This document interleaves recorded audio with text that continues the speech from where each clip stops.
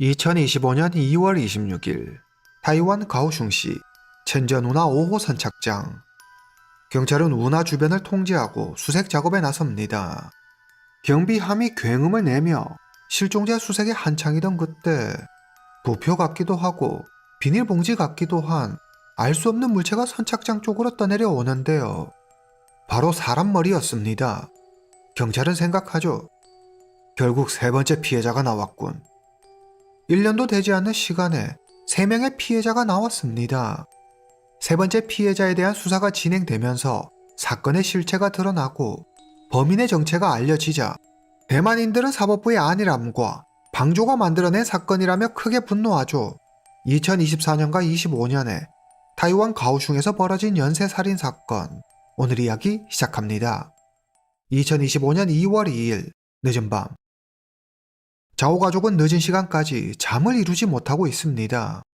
낮에 전화를 받고 나갔던 71세 어머니 린 씨가 밤이 다 되도록 아직 집에 돌아오지 않았기 때문이죠. 전화를 해도 문자를 보내도 답이 없습니다. 자오 가족은 오토바이를 타고 마을 구석구석을 다니며 린 씨를 찾아다녔지만 린 씨의 모습은 보이지 않았습니다. 2월 3일 아침 10시. 더 이상 이렇게 앉아서 기다리고만 있을 수 없다고 판단한 자오 가족은 경찰에 실종 신고를 합니다. 경찰은 린 씨 집을 기점으로 주변 CCTV를 확인하죠. 2월 2일 오후. 린 씨는 오토바이를 타고 외출합니다. 그리고 잠시 후 키 작고 왜소한 남성을 만나죠. 오후 5시 55분. 린 씨와 의문의 남성은 가오슝 첸정구에 있는 어느 집으로 들어갑니다. 이후 그녀는 사라지고 밤 9시경 경찰은 린 씨가 남성과 들어갔던 집을 찾아갑니다. 그곳에 린 씨의 오토바이가 세워져 있었죠. 이 집의 주인은 CCTV에서 린 씨가 만났던 왜소한 체격의 남성 73세 장재종이었습니다. 경찰이 린 씨에 대해 묻자 그는 린 씨와 함께 집에 온 건 맞지만 30분 정도 있다가 린 씨는 집으로 돌아갔다고 하죠. 경찰은 장재종의 동의를 얻어 집안을 살펴보지만 린 씨의 흔적은 찾을 수 없었습니다. 린 씨는 남의 집에 오토바이도 두고 혼자 대체 어디로 간 걸까요? 경찰은 장재종의 집 주변 CCTV 영상을 모두 확보해 하나하나 훑어봅니다. CCTV 영상 어디에도 장재종의 집을 나오는 린 씨의 모습을 찾아볼 수 없었죠. 장재종이 거짓말을 했을 확률이 높았습니다. 더 수상한 건 3일 아침 6시에서 10시 사이 장재종이 자전거를 타고 어딜 갔다가 돌아오기를 여러 번 반복했다는 겁니다.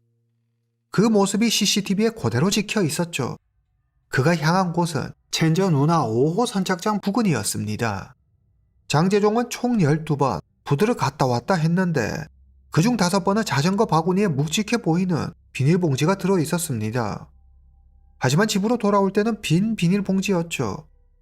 한 이웃의 말에 따르면 2월 2일 저녁 장재종의 집에서 살려달라는 여성의 비명소리가 들렸다고 했습니다. 경찰은 린 씨가 장재종에게 살해당했을 거라고 추측합니다. 2월 5일 저녁 8시 50분. 경찰은 집 근처를 배회하고 있는 장재종을 체포합니다. 가오슝 경찰은 법원으로부터 영장을 발부받아 장재종의 집을 압수수색합니다. 수색 결과는 가히 충격적이었는데요. 장재종의 집 벽과 바닥, 욕실 등에서 혈흔 반응이 나왔습니다. 온 사방이 피투성이었죠. 게다가 인체 조직과 머리카락 등도 발견되는데 경찰은 현장에서 발견한 증거물에서 린 씨 외에도 다른 2사람의 DNA를 채취합니다. 그렇다는 건 장재종의 집이 범죄 현장이며 피해자가 린 씨 말고도 2명이나 더 있다는 말이 되죠. 경찰이 린 씨의 행방에 대해 묻자 그가 답하죠. 그 여자는 나랑 엄청 친한 친구예요. 저도 지금 어디에 있는지 몰라요. 그 비닐봉지요. 그건 그냥 낡은 옷이에요. 옷을 버리러 나갔다가 왔거든요. 당연히 이런 어설픈 거짓말이 통할 리 없었죠. 경찰은 장재종의 집에서 찾은 또 다른 2개의 DNA와 최근 실종 신고가 접수된 사람들을 대상으로 대조 작업을 벌입니다. 그 결과 일치하는 2사람을 찾아내죠.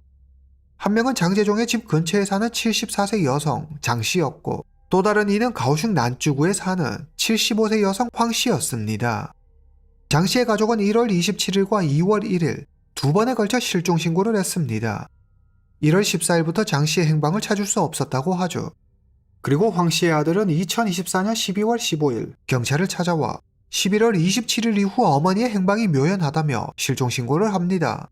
그리고 경찰은 아들의 신고를 접수하고 9일이 지난 12월 24일이 되어서야 본격적인 수사에 돌입합니다. 황 씨가 실종된 지 2달도 더 됐지만 경찰은 황 씨 실종과 관련해 어떤 단서도 찾지 못하고 있었죠. 그런데 여기서 가장 놀라운 사실은 황 씨가 용의자 장재종의 형수라는 사실이었습니다. 장재종은 원래 지금 집에서 자신의 큰형과 형수 황 씨와 함께 살았습니다.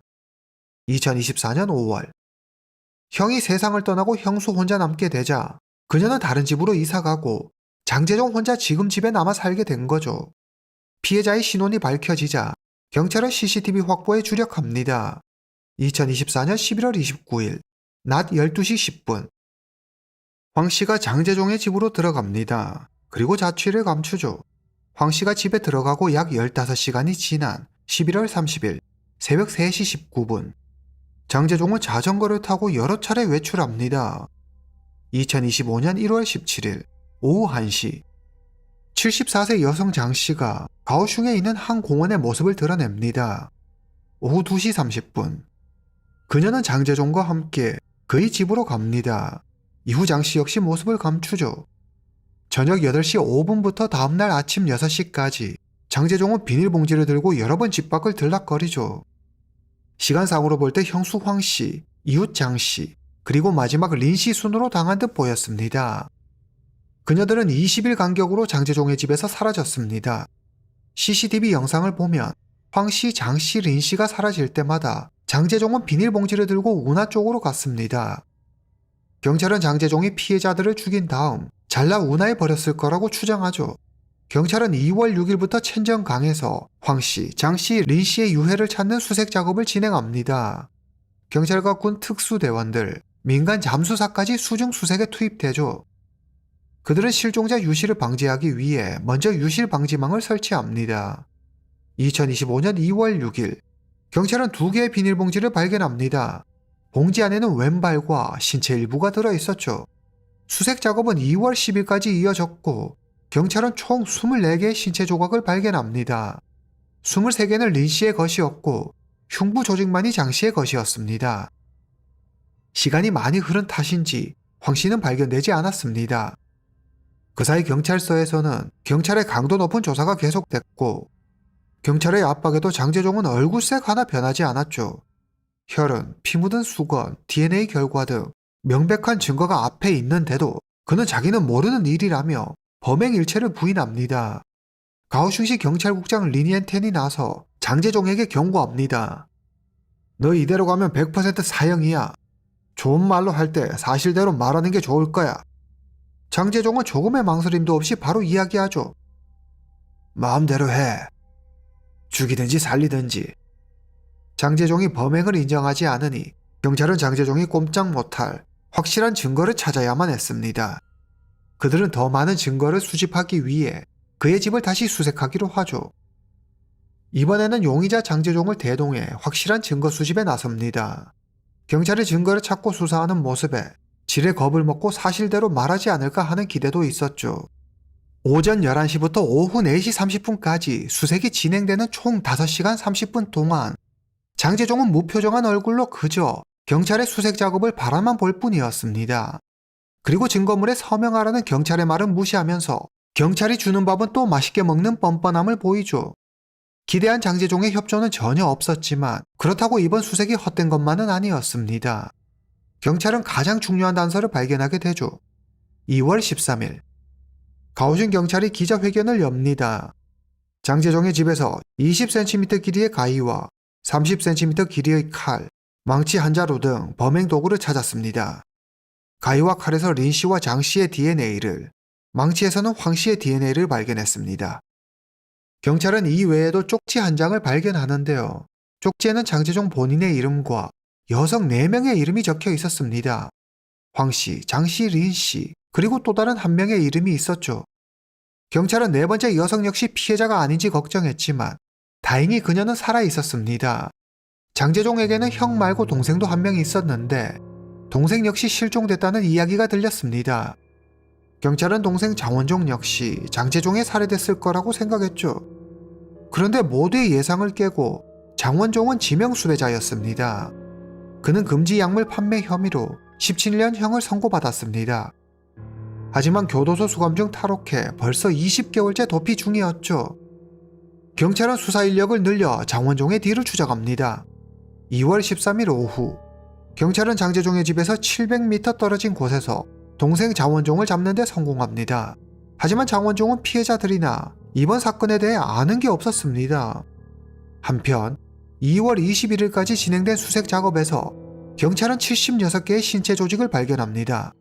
대부분 린 씨의 것이었죠. 그중 왼쪽 뺨과 손바닥에 불규칙한 톱니 자국이 있었는데 마치 스테이크 칼날 자국과 유사했습니다. 많지는 않았지만 장 씨의 신체도 소량 발견되죠. 하지만 황 씨는 발견되지 않았습니다. 그러나 2월 26일 천전운하 5호 선착장에서 극적으로 황 씨의 머리가 떠오릅니다. 황 씨를 발견하면서 수사에 한층 속도가 붙죠. 3월 19일 경찰은 장재종과 함께 재차 그의 집을 조사합니다. 이번 조사에서 경찰은 범행 도구 중 하나로 보이는 팬치와 바싹 말라버린 신체 조직 일부도 발견하죠. 피해자 가족이 현장을 찾아와 장재종을 공격하는 일이 벌어지지만 경찰에 의해 저지당합니다. 언론을 통해 해당 사건이 알려지자 대만인들은 장재종의 잔인한 범행에 경악하며 그를 당장 사형시켜야 한다고 분노했습니다. 그런데 여기서 충격적인 사실이 하나 밝혀지는데요. 사실 장재종은 이미 사형 선고를 받아 복역한 적이 있는 사형수였습니다. 그런데 어떻게 사형수가 밖에 나와 버젓이 이런 엄청난 짓을 저지를 수 있었던 걸까요?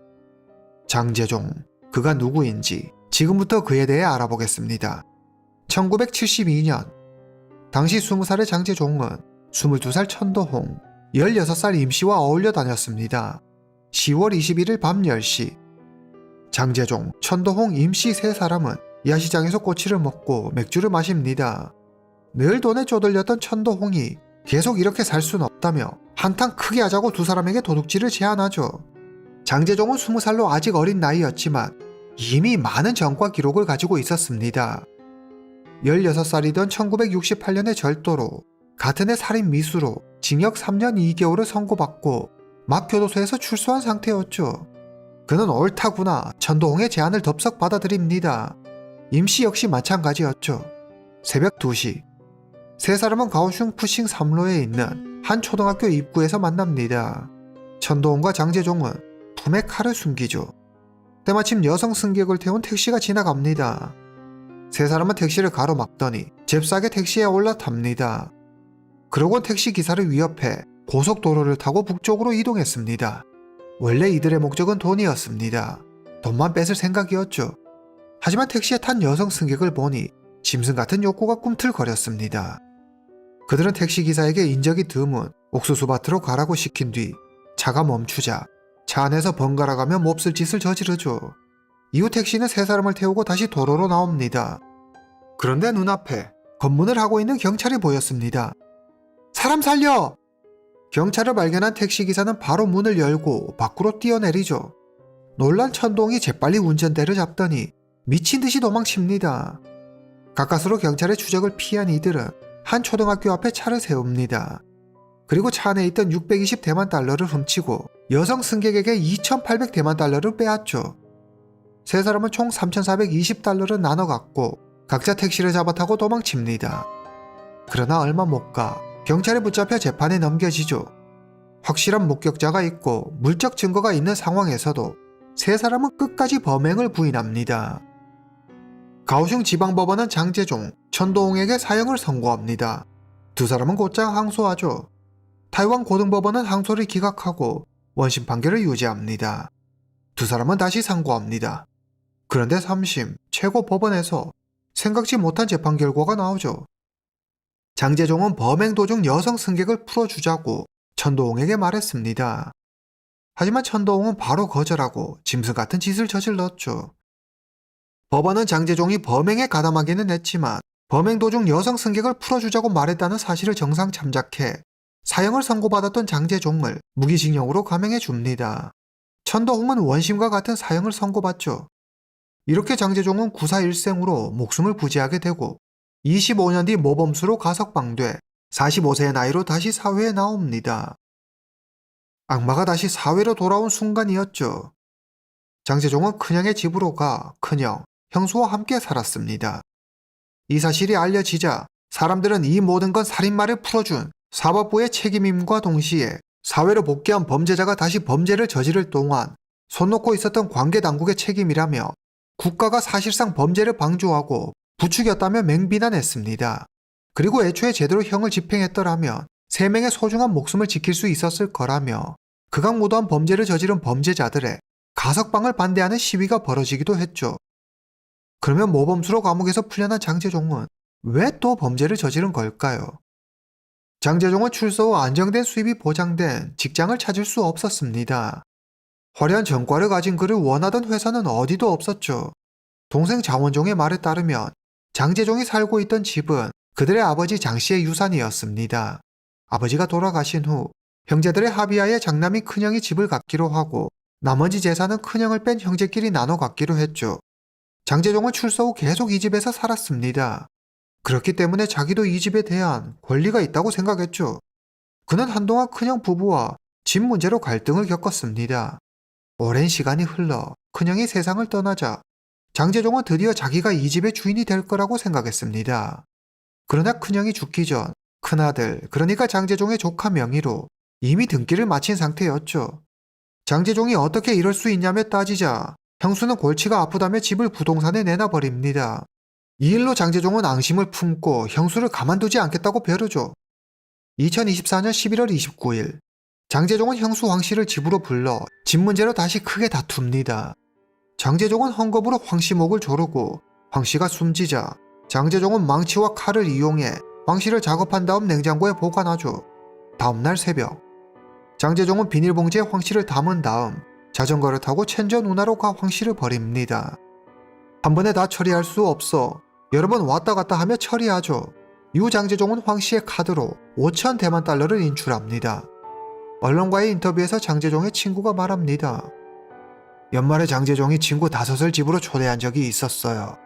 오리고기를 구워줬는데 자기는 배부르다면서 입에도 대지 않더라고요. 그날 그 비열한 웃음을 잊을 수가 없어요. 설마 그 고기가 아니겠죠? 이 사건으로 장재종 안에 숨어있던 악마가 깨어납니다. 그는 곧 2번째 먹잇감을 찾아 나섭니다. 장재종은 평소 산민공원에 자주 놀러갔습니다. 공원에는 노인들이 삼삼오오 모여 마작을 치거나 잡담을 나누며 시간을 보냈습니다. 2015년 1월 장재종은 산민공원에서 2번째 피해자 장씨를 만나게 되죠. 열흘 남짓한 시간 동안 장재종은 공을 들여 장씨를 자기 집으로 데려오는 데 성공합니다. 1월 17일 그는 붉은 헝겊으로 장씨를 목졸라 살해합니다. 그리고 황씨처럼 잘라 작업한 뒤 여러 번에 걸쳐 천전 운하에 유기하죠. 살해하고 작업하는데 약 15시간이 걸렸던 황씨 사건에 비해 이번에는 이 모든 걸 하는데 4시간밖에 걸리지 않았습니다. 장재종의 잔인함은 진화하고 있었죠. 다음날 장재종은 아무 일 없다는 듯 장씨의 카드로 시리얼을 사고 필요한 물건들을 구매합니다. 여전히 그의 범행은 드러나지 않았고 그는 대담하게 또 다른 타깃을 원하고 있었습니다. 2번째 피해자 장씨와 린씨는 친구 사이입니다. 장재종은 장씨가 며칠째 보이지 않는다며 린씨에게 전화하죠. 이렇게 장재종은 린씨에게 접근합니다. 2월 2일 장재종과 린씨는 공원에서 만납니다. 공원에서 잠시 이야기를 나눈 두 사람은 장재종의 집으로 가기로 하죠. 장재종은 린씨의 오토바이 뒤에 타고 자신의 집으로 향합니다. 장재종은 이전과 같은 방법으로 린씨의 목숨을 빼앗고 스테이크 칼로 작업해 천전 운하에 유기합니다. 더 소름 돋는 사실은 장재종은 피해자들을 바다에 버린 뒤 한참 그 자리를 떠나지 못하죠. 그건 물고기들이 몰려와 뜯어먹는 모습을 보기 위해서였습니다. 경찰 조사에서 이때 일을 자랑하듯 이야기하는 모습에 별의별 범죄자를 다 만난 경찰이었지만 이런 극악무도한 자는 처음이었죠. 그 모습이 너무 평화로웠어요. 사건이 일파만파 퍼져나가고 장재종의 지인들은 그저 평범한 노인네로만 보였던 그가 그리 무서운 살인마일 줄은 상상도 못했다며 당혹스러워했습니다. 대체 장재종의 범행 동기는 무엇일까요? 장재종은 평생 직업을 가져본 적이 없습니다. 일용직으로 전전하거나 그게 싫으면 돈을 훔쳤죠. 그리고 조금이라도 돈이 생기면 바로 마작장으로 갔습니다. 그게 아니면 복권을 샀죠. 그래서 사람들은 그가 돈 때문에 범행을 저질렀을 거라고 생각했습니다. 그러나 일각에서는 장재종은 반사회적 인격 장애로 어떤 뚜렷한 이유나 동기 없이 그냥 죽인 거라고 주장하죠. 5월 28일, 마침내 장재종 사건에 대한 수사가 마무리됩니다. 이 기간 동안 가오슝 경찰국은 377명의 경찰 인력을 투입하고 총 2,855개의 CCTV 영상을 확인했습니다. 명백한 증거를 손에 넣은 가오슝 경찰은 3명의 피해자에 대한 살인 혐의로 장재종에게 사형을 구형합니다. 여기서 검찰은 장재종이 과거에 사형을 선고받았지만 풀려난 전적이 있는 것을 고려해 확실한 처벌을 위해 3건의 사건을 하나로 묶지 않고 각각 독립된 사건으로 기소해 만약 한 사건에서 무기징역 혹은 감형 처분이 나오더라도 다른 사건으로 인해 사형을 선고받을 수밖에 없게 만들어 버리죠. 2025년 8월 14일 장재종이 체포된 지 약 반년 만에 가오슝 지방법원에서 재판이 열립니다. 법정에선 장재종은 피해자와 유가족에게 상상할 수도 없는 망언을 쏟아내는데요. 그 여자가 날 무시했어. 거지 취급했지. 난 그저 내가 할 일을 했을 뿐이야. 울고 불고들 하던데 다 거짓 눈물이야. 평소에는 찾지도 않는 것들이 지금 유산 때문에 그러는 거라고. 마지막으로 그가 남긴 말은 더 가관이었습니다. 내가 왜 사과해야 하지? 날 풀어준 건 너희들이잖아. 난 그저 내 삶에 충실했을 뿐이야. 검찰은 장재종의 살인 및 시체 유기 혐의에 대해 각 3건의 사형을 구형했습니다. 현재 재판 결과가 나오지는 않았지만 대만인들은 고령에 상대적 약자를 범행 대상으로 삼은 비열한 장재종이 이번에는 사형을 절대 피할 수 없을 거라고 기대하고 있습니다. 대부분의 대만인들은 사법당국의 안일한 대처와 솜방망이 처벌이 선의의 피해자를 만들고 있다며 사형은 국민의 안전을 지키는 마지막 방어책이기에 사형제를 유지하는 것뿐만 아니라 적극적인 집행도 필요하다고 주장하고 있죠. 결과가 나오는 대로 다시 영상으로 알려드릴 수 있게 하겠습니다. 오늘 이야기는 여기까지입니다. 다음 시간에 뵙겠습니다.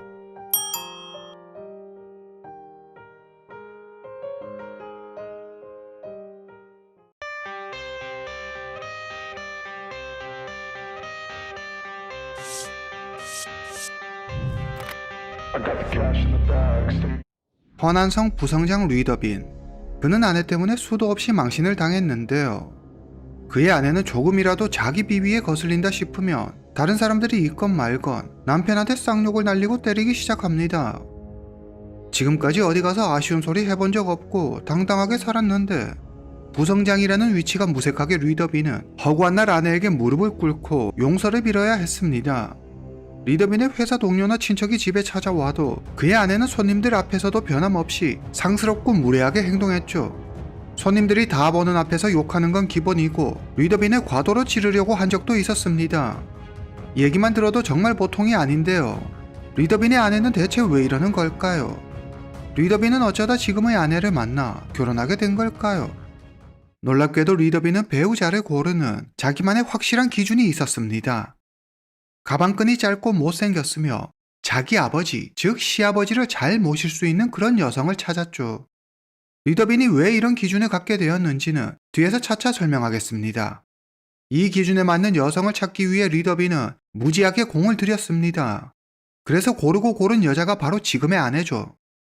리더빈은 농업 전문가로 허난성 농업대학교 부총장을 지냈으며 후에 허난성 부성장이 오르는 거물급 인사입니다. 사회적으로 충분히 성공했고 남 부러울 거 없어 보이는 그는 만나는 사람마다 붙잡고 신세 한탄을 늘어놓죠. 하지만 이건 앞으로 벌어질 더 큰 참극의 시작에 불과했습니다. 이들에게 과연 무슨 일이 생긴 걸까요? 오늘 이야기 시작합니다. 2005년 6월 8일 오후 2시경 리더빈의 휴대전화에 문자 한 통이 도착합니다. 당신 아내 목숨줄은 내가 쥐고 있다. 아내를 살리고 싶으면 50만 위안, 한화 약 1억 1천만 원을 준비해. 리더빈은 지금 베이징으로 출장을 왔습니다. 혹 아들에게도 무슨 일이 생긴 건 아니지 걱정이 된 리더빈은 정조우에 있는 비서실에 전화해 유치원에 있는 아들에게 가보라고 시킵니다. 그리고 경찰에 신고하라고 하죠. 감히 겁도 없이 성급 고위 관료의 아내를 납치하다니 보통 일이 아니었습니다. 국가 안보와도 관련된 중대한 문제이기에 베이징 중앙정부에도 이를 통보하죠. 경찰청장은 한시라도 빨리 범인을 잡아야 한다며 정예 요원들을 차출해 정저우의 전담팀을 꾸립니다. 경찰들이 긴박하게 움직이고 있던 그때 리더빈의 아내는 한 승용차 안에 있었습니다. 안타깝게도 이미 사망한 뒤였죠. 이름 천진홍. 당시 나이 38세. 리더빈의 아내는 허난성 농업대학교 자료실에서 도서 및 간행물 관리 업무를 맡고 있습니다. 부성장의 아내라는 신분 덕에 관용 차량을 이용할 수 있었지만 그녀는 온전히 자기만의 차를 갖고 싶었죠. 그래서 운전면허증도 땄습니다. 하지만 남편 리더빈은 회사가 집에서 코앞인데 무슨 차가 필요하냐며 차를 사지 못하게 했죠. 이 문제로 두 사람은 자주 다퉜습니다. 사건 발생 전날인 2005년 6월 7일 천진홍의 휴대전화벨이 요란하게 울립니다. 남편 리더빈의 부하 직원 전화였죠. 그는 한 사업가가 천진홍에게 15만 위안, 한화 약 3천만 원 상당의 자동차를 선물할 거라고 했습니다. 리더빈도 이 일을 알고 있으며 오케이 했다고 하죠. 천진홍은 날이 밝으면 리더빈의 부하 직원과 함께 자동차를 보러 가기로 약속합니다. 부성장에게 직접 주기에는 눈도 많고 위험하니 아내에게 선물이라며 뇌물을 주는 거죠. 천진홍은 고위 관료의 아내로 산다는 게 바로 이런 것이구나 싶어 내심 뿌듯하고 스스로가 자랑스러웠습니다. 가만히 있어도 이렇게 알아서 자동차가 굴러 들어오는데 그동안 내 돈 주고 자동차를 산다고 했으니 이래서 남편이 그렇게 자동차를 사지 말라고 자기를 말렸나 싶어 한편으로 미안하단 생각까지 들었죠. 다음날 6월 8일 오전 천진홍이 리더빈의 부하 직원 전화를 받습니다. 지금 밖으로 나가시면 저희 직원이 기다리고 있을 거예요. 직원이 자동차 있는 데까지 모셔다 드릴 겁니다. 천진홍은 전화를 끊고 서둘러 밖으로 나가죠. 그녀는 꿈에도 몰랐을 겁니다. 너무도 완벽했던 선물이 실은 치명적인 미끼라는 걸 말이죠. 회사 건물 앞에 승용차 한 대가 서 있습니다. 그리고 차 앞에 2명의 남성이 그녀를 기다리고 있었죠. 이름 장송쉐. 전에 몇 번 얼굴을 본 적 있었죠. 장송쉐는 운전석에 앉고 이름 쉬샤오통. 장송쉐보다 좀 나이가 있어 보이는 쉬샤오통은 천진홍을 보더니 뒷좌석에 앉으라고 하고 자기도 그 옆에 앉습니다. 천진홍은 차에 타며 조수석을 슬쩍 쳐다보는데 조수석에는 지퍼가 반쯤 열린 가방이 놓여 있었죠. 열린 지퍼 사이로 빳빳한 지폐 뭉치가 보였습니다. 헉, 자동차에 돈까지. 자동차 하나만으론 부족하다고 생각했는지 돈까지 챙겨주려는 것 같았죠. 뜻밖의 횡재에 천진홍의 얼굴엔 웃음꽃이 피었습니다. 잠시 후 천진홍을 태운 차가 시내를 벗어납니다. 차가 점점 인적이 드문 곳으로 가자 천진홍은 덜컥 겁이 났습니다. 지금 어디 가는 거예요? 천진홍의 말이 끝나기가 무섭게 옆에 앉아있던 시샤오통이 몸을 돌려 천진홍의 목을 조릅니다. 천진홍은 강하게 저항했지만 힘의 차이가 너무 컸죠. 천진홍은 외마디 비명도 지르지 못하고 그대로 숨을 거둡니다. 시샤오통이 주머니에서 권총을 꺼내자 운전석에 앉아있던 장송쉐가 소리치죠. 총은 안 돼! 누가 들을지도 모른다고! 시샤오통은 권총을 높이 들더니 천진홍의 머리를 여러 차례 힘껏 내려칩니다. 좌석 시트가 피로 붉게 물들고 장송쉐와 시샤오통은 정저우 항허동로에 있는 한 폐쇄된 주차장에 차를 세웁니다. 그리고 사람이 있는지 주변을 살피고 재빨리 천진홍을 차 트렁크로 옮기죠. 그리고 창문과 시트에 묻은 혈흔을 닦아내고 미리 준비해둔 번호판으로 번호판을 바꿉니다. 장송쉐는 돈가방에서 2만 위안, 한화 약 430만 원을 꺼내 쉬샤오통에게 준 뒤 뒤처리를 부탁하고 버스를 타고 고향 신샹으로 돌아갑니다. 오후 2시. 일을 마친 장송쉐는 리더빈에게 협박 문자를 보내죠. 이제 남은 건 쉬샤오통이 천진홍의 시신을 잘 처리하기만 하면 됩니다. 쉬샤오통은 정저우에서 남쪽으로 약 300km 떨어진 곳에 있는 탕어현의 한 저수지로 갑니다. 이 저수지는 수심이 깊고 면적이 넓어 안에는 수십 킬로그램이 넘는 초대형 물고기들이 살고 있죠. 쉬샤오통은 저수지에 있는 물고기들이 천진홍을 먹어치워 아무 흔적도 남기지 않을 거라고 생각해 이곳이 천진홍을 유기하기에 최적의 장소라고 생각합니다. 날이 어두워지고 아무리 나쁜 놈이라도 맨정신으로 하기에는 무리였는지 쉬샤오통은 연신술을 들이켜며 천진홍을 차 트렁크에서 꺼냅니다. 그거 짧은 숨을 내쉬면 말하죠. 당신 인생도 참 기구하구려. 날 탓하지 말아요. 내가 뭘 어찌할 수 있겠소. 원망하려거든 그 사람을 원망하라고. 쉬샤오통은 중국의 무슬림 소수 민족인 후이족 출신으로 어릴 때부터 소와 양 잡는 법을 배웠습니다. 그는 능숙하게 천지농을 잘라 작업한 뒤 무거운 돌덩이를 매달아 저수지에 버리죠. 쉬샤오통의 예상대로 천지농을 버릴 때마다 물고기 떼들이 모여들어 살점을 뜯어먹었습니다. 하루 이틀이면 물고기들이 다 먹어치워 천지농은 흔적도 없이 사라질 겁니다. 훗날 쉬샤오통은 이때를 기억하며 그 모습이 엄청나게 소름 끼쳤다고 하죠. 집으로 돌아오는 길에 쉬샤오통은 생각합니다. 이제 장송시에를 없애기만 하면 다 끝난다. 문제가 생기면 장송시에는 분명 자기를 경찰에 팔아넘길 게 뻔합니다. 의뢰인과 연락을 주고받고 일을 주도한 건 장송시에죠. 장송시에만 잘 처리하면 의뢰인과의 연결고리는 자연스럽게 끊길 거고, 그러면 경찰이 아무리 수사한다 한들 자신의 존재는 찾지 못할 거라고 생각했습니다.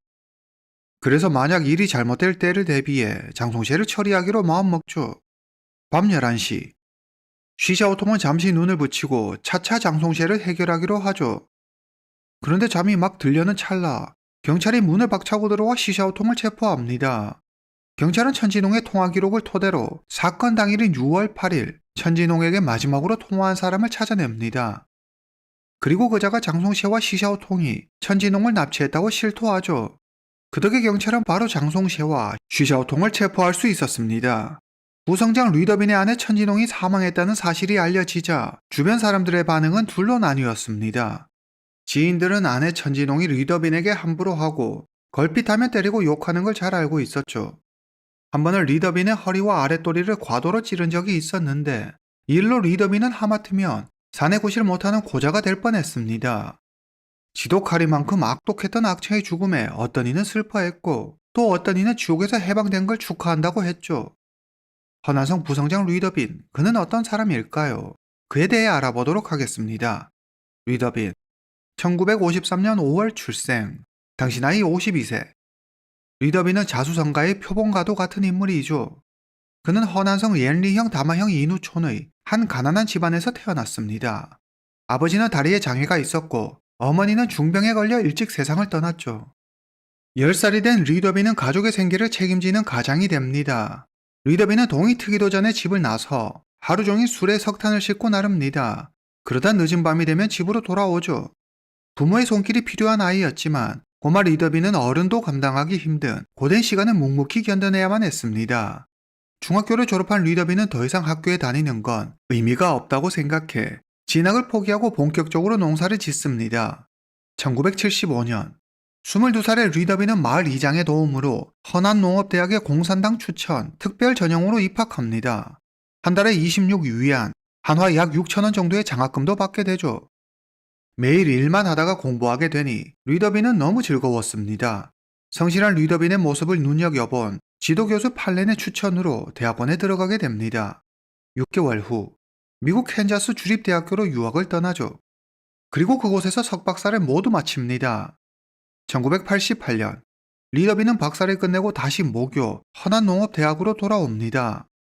허난농업대학은 허난농업대학교로 승격된 상태였습니다. 그 시절 미국 유학을 다녀오고 미국 학위가 있는 자는 매우 드물었죠.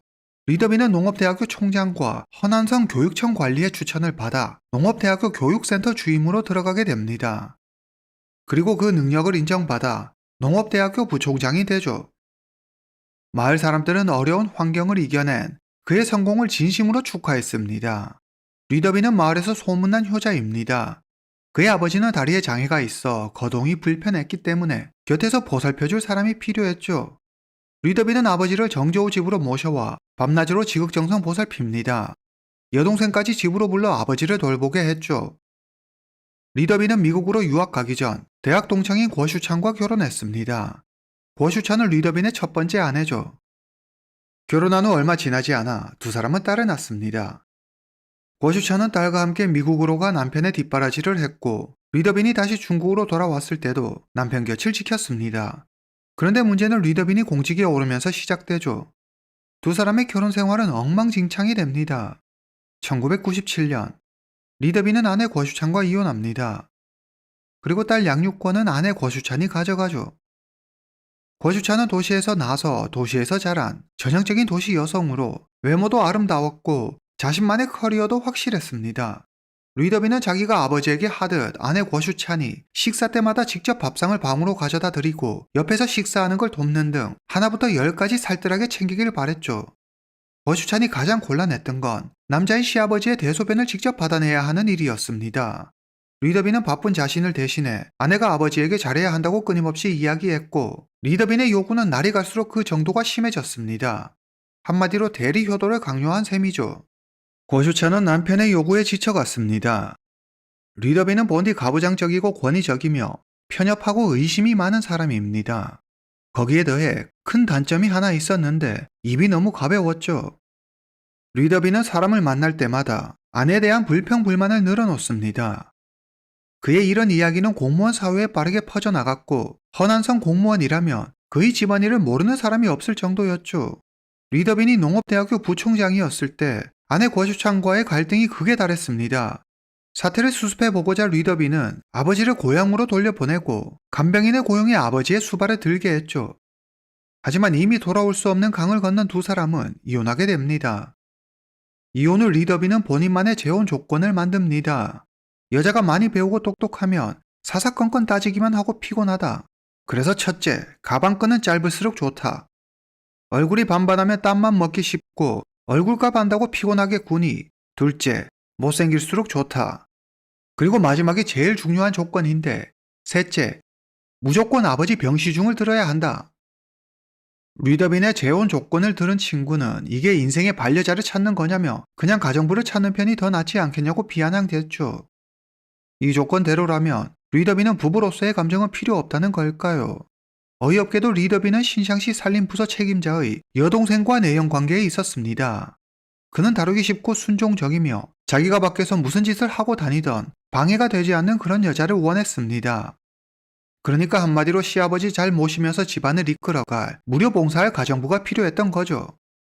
1998년 8월 46세의 리더빈은 친척의 소개로 자기보다 무려 14살이나 어린 32살의 천진홍을 만납니다. 천진홍은 리더빈의 고향에서 5km 정도 떨어진 가까운 곳에 살고 있었죠. 초등학교만 나온 천진홍은 줄곧 집에서 농사일을 도우며 지냈습니다. 그해 9월, 천진홍은 리더빈의 아버지가 간병인과 함께 지내고 있는 집으로 가 리더빈의 아버지를 돌보기 시작합니다. 리더빈의 아버지는 천진홍이 정말 세심히 잘 돌봐준다며 칭찬을 아끼지 않았죠. 결혼도 하지 않았고 리더빈도 없는 집에 가서 혼자 병든 아버지를 돌보다니 약 1년 정도 천진홍을 지켜보던 리더빈은 검증에 통과했다며 천진홍을 아내로 맞이합니다. 결혼 후에도 천진홍은 리더빈이 없는 고향 집에서 혼자 시아버지를 돌봤죠. 이후 리더빈의 아버지가 세상을 떠나고 천진홍은 그제야 리더빈이 살고 있는 정조우 집으로 들어와 같이 살 수 있게 됐죠. 얼마 지나지 않아 두 사람 사이에 아들이 한 명 태어납니다. 가정에 평화가 찾아오자 바깥일도 안정되고 리더빈도 승승장구 잘 나가죠. 2002년 리더빈이 허난성 부성장에 임명됩니다. 천진홍은 남편을 따라 부성장 간부 관사로 거처를 옮기죠. 60평이 넘는 넓은 집에 가정부가 있고 운전기사도 따로 있어 외출할 때는 목적지까지 데려다 줬습니다. 지금까지 살던 세상과는 완전히 달랐습니다. 천진홍은 태어나 처음으로 누려보는 호사에 권력의 단맛을 느끼게 되죠. 천진홍은 리더빈의 지시로 농업대학교 자료실에서 일하게 됩니다. 정조우에 갓 왔을 때만 해도 긴장한 듯 늘 주눅 들어있고 부끄러워 남들과 간단한 인사도 하지 못했는데 천진홍은 놀라울 정도로 바뀐 환경에 빠르게 적응하더니 리더빈의 말 한마디에 꼼짝 못하고 순종하던 모습은 어디로 갔는지 사라져 버렸죠. 원래부터 억센 성격에 과격했던 천진홍은 본 모습을 드러내며 한순간에 리더빈을 꼼짝 못하게 만듭니다. 2004년 4월의 어느 날 밤 리더빈의 집을 방문한 친구는 눈앞의 광경에 놀라 입을 다물지 못합니다. 천진홍이 과도를 들고 리더빈의 뒤를 쫓는 게 아니겠습니까? 잔뜩 겁에 질린 리더빈은 이곳저곳으로 도망치기 바빴죠. 더 놀라운 건 관사 사람들의 반응이었습니다. 이런 모습이 익숙하다는 듯 그들은 다 자기 할 일 하기 바빴죠. 리더빈이 부성장으로 임명되고 관사로 온 지 얼마 되지 않은 2002년 여름부터 천진홍의 고함 소리와 욕설로 관사는 늘 소란스러웠습니다. 성격도 드센데다 목청도 커서 한번 싸움이 일어나면 온 관사가 울릴 정도로 난동을 부렸죠. 말없고 내성적이며 고분고분했던 천진홍의 모습은 온데간데 없었습니다. 천진홍은 예의나 배려심, 세심함과는 거리가 먼 사람이죠. 리더빈과 천진홍의 갈등은 여기에서 비롯된 작은 행동에서 시작됐습니다. 예를 들어 손님이 선물을 가지고 관사에 오면 천진홍은 그 자리에서 바로 선물을 뜯어 그게 뭔지 확인했습니다. 천진홍의 이런 행동은 남편 리더빈과 손님 모두를 민망하게 만들었죠. 또 리더빈의 지도를 받기 위해 대학생들이 집에 찾아오면 천진홍은 남학생들이 앞에 있어도 아랑곳하지 않고 옷을 풀어 헤친 채 아이에게 젖을 물렸습니다. 그뿐만이 아닙니다. 관사 정원의 나무 그늘에는 사람들이 쉴 수 있게 벤치가 하나 있습니다. 그런데 그녀는 다른 사람들이 이용할 수 없게 자주 벤치에 대자로 누워 잠을 잤습니다. 리더빈이 천진홍의 행동을 나무랐지만 그녀는 오히려 큰 소리를 내며 화를 냈죠. 종일 애 보느라 힘든 사람한테 그게 할 소리야? 예의? 격식? 난 그딴 거 모르니까 날 가르치려 들지 마. 리더빈은 가족에 대해 애착이 무척 강한 사람입니다. 본인이 높은 자리에 올랐으니 가족을 돕는 건 그에게 너무 당연한 일이었죠. 하지만 천진홍은 남편이 친척들에게 도움을 주는 것이 싫었습니다. 2002년 여름, 리더빈의 둘째 여동생이 정조로 리더빈을 찾아옵니다.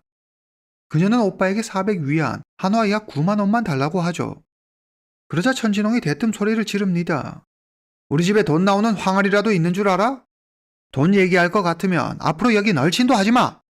여동생은 밥 한 끼 못 얻어먹고 그대로 쫓겨나죠. 이 일이 있고 둘째 여동생은 다시는 리더빈을 찾아오지 않았습니다. 리더빈에게는 전처와의 사이에서 낳은 딸도 있죠. 딸은 지금 베이징에서 대학에 다니고 있습니다. 천진홍은 리더빈이 딸에게 돈을 주지 못하게 철저하게 관리했는데 리더빈이 베이징 출장을 갈 때면 딸에게 절대 돈을 주지 못하게 단속했죠. 2004년 춘절, 리더빈이 딸에게 기프티콘을 줬다가 천진홍에게 들킵니다. 화가 머리끝까지 난 천진홍은 남편을 때리고 무릎을 꿇린 뒤 다시는 딸에게 1원도 주지 않겠다고 맹세하라고 시키죠. 하루는 리더빈의 조카가 결혼한다고 해 리더빈이 축의금을 보냅니다. 이 사실을 안 천진홍이 노발대발하며 과도를 들고 리더빈의 허리와 중요 부위를 찌릅니다. 이 사건으로 리더빈은 진짜 큰일 날 뻔했죠. 리더빈은 아내 천진홍이 아들을 낳은 다음 성격이 변했다고 했습니다. 아들을 낳는 큰 공을 세웠다며 기고만장해졌다는 거죠. 설상가상 리더빈은 어린 아내의 폭발적인 성욕을 감당할 수가 없었습니다. 천진홍의 왕성한 욕구를 만족시킬 수 없었던 리더빈은 이를 해결하기 위해 교수 시절 살았던 자기 집 열쇠를 주며 말하죠. 당신이 누구와 잠을 자든 난 상관하지 않을게. 아니 이렇게 살 바엔 그냥 이혼하는 게 낫지 않을까요? 그냥 헤어지면 될 텐데 리더빈은 왜 이렇게까지 하며 천진홍과 사는 걸까요? 그건 천진홍이 만약 자기와 이혼할 경우 지금까지 리더빈이 횡령 등 부정부패를 저지른 사실을 언론에 알리겠다고 협박했기 때문입니다. 이뿐만 아니라 부부싸움 도중 리더빈이 조금이라도 목소리를 높인다 싶으면 천진홍은 창문을 열고 동네 사람들이 다 들을 수 있게 고래고래 소리를 지릅니다. 동네 사람들 여기 좀 보세요. 세상에 부성장이 마누라를 때려요. 천진홍은 허난성 인민정부 청사까지 찾아가 남편이 바람을 피운다며 소란을 피우기도 했죠. 천진홍은 리더빈의 귀가 시간까지 철저히 통제했는데요. 만약 퇴근하고 1시간이 지나 집에 들어오면 무조건 무릎부터 꿇고 잘못을 싹싹 빌어야 했습니다. 정말 대단하네요. 다시 사건이 일어난 문제의 2005년 6월 8일 오후로 돌아가 보겠습니다. 베이징에 있던 리더빈은 협박 문자를 받고 비서에게 아들을 챙기라고 지시한 뒤 곧장 공항으로 갑니다. 그리고 경찰에 체포되죠. 대체 어떻게 된 걸까요? 리더빈은 천진홍에게 완전히 잡혀 살았습니다. 평소 억눌려 있던 감정을 터뜨릴 곳이 필요했죠. 앞서 말씀드렸듯이 리더빈은 입이 굉장히 가벼운 사람입니다. 그는 지극히 개인적인 부부 사이의 일을 사람이 만났다 하면 여기저기 다 떠벌리고 다녔습니다. 부하 직원, 운전기사는 물론이고 허난성 위원회 간부들한테까지 억울하다며 아내 천진홍의 흉을 보고 다녔죠. 허난성 정부 기관 사람들 중 리더빈과 천진홍 부부의 일을 모르는 사람이 없을 정도였습니다. 리더빈의 대학 동기들의 말에 따르면 리더빈은 인격적으로 심각한 결함이 있었다고 합니다. 아, 리더빈은 정말 매일 다른 사람 뒷담화를 했어요. 진짜 지긋지긋했어요. 하루라도 남 욕을 안 한 적이 없다니까요. 2004년 6월 15일 오후 리더빈은 신장시 부시장 상유어를 만나 호텔에서 함께 저녁을 먹습니다. 술이 몇 잔 들어가자 리더빈은 또 아내 욕을 하기 시작했습니다. 부시장 상유어는 익히 소문을 들어서 알고는 있었지만 잘 알지도 못하는 아랫사람한테 이렇게 자기 속 얘기를 하는 건 자기를 신뢰하고 특별하게 생각하기 때문이 아닐까 생각하죠. 이날 이후 두 사람은 급격히 가까워집니다.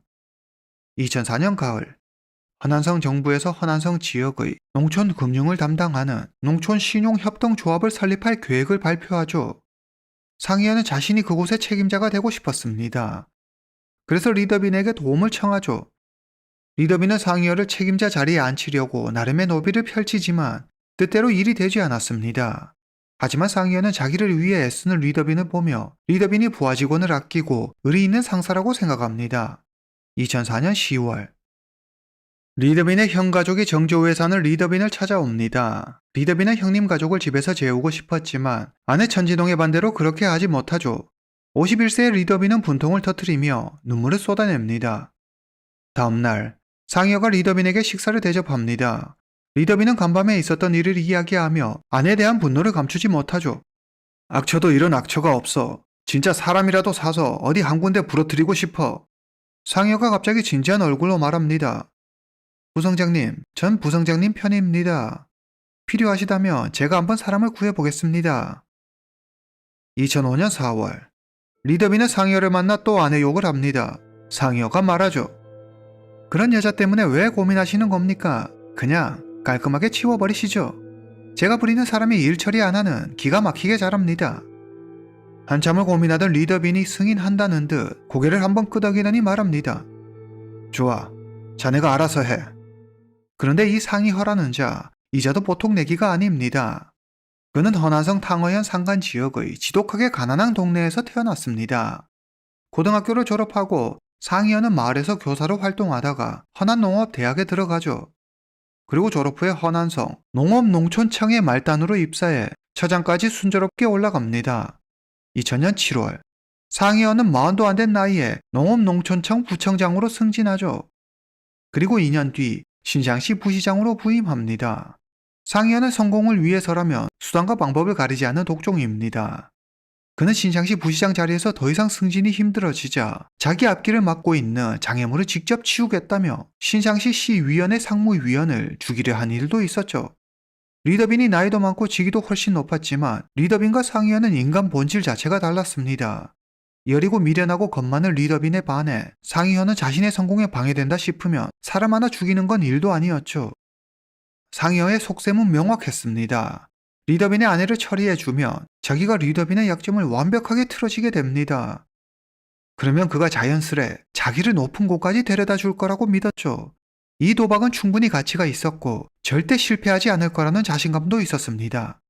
상희어는 일에 드는 비용 15만 위안, 한화 약 3,200만 원까지 자신이 전액 부담하겠다며 적극적으로 나서죠. 리더빈은 처음에는 망설이는 것 같았지만 이내 그의 계획에 동조합니다.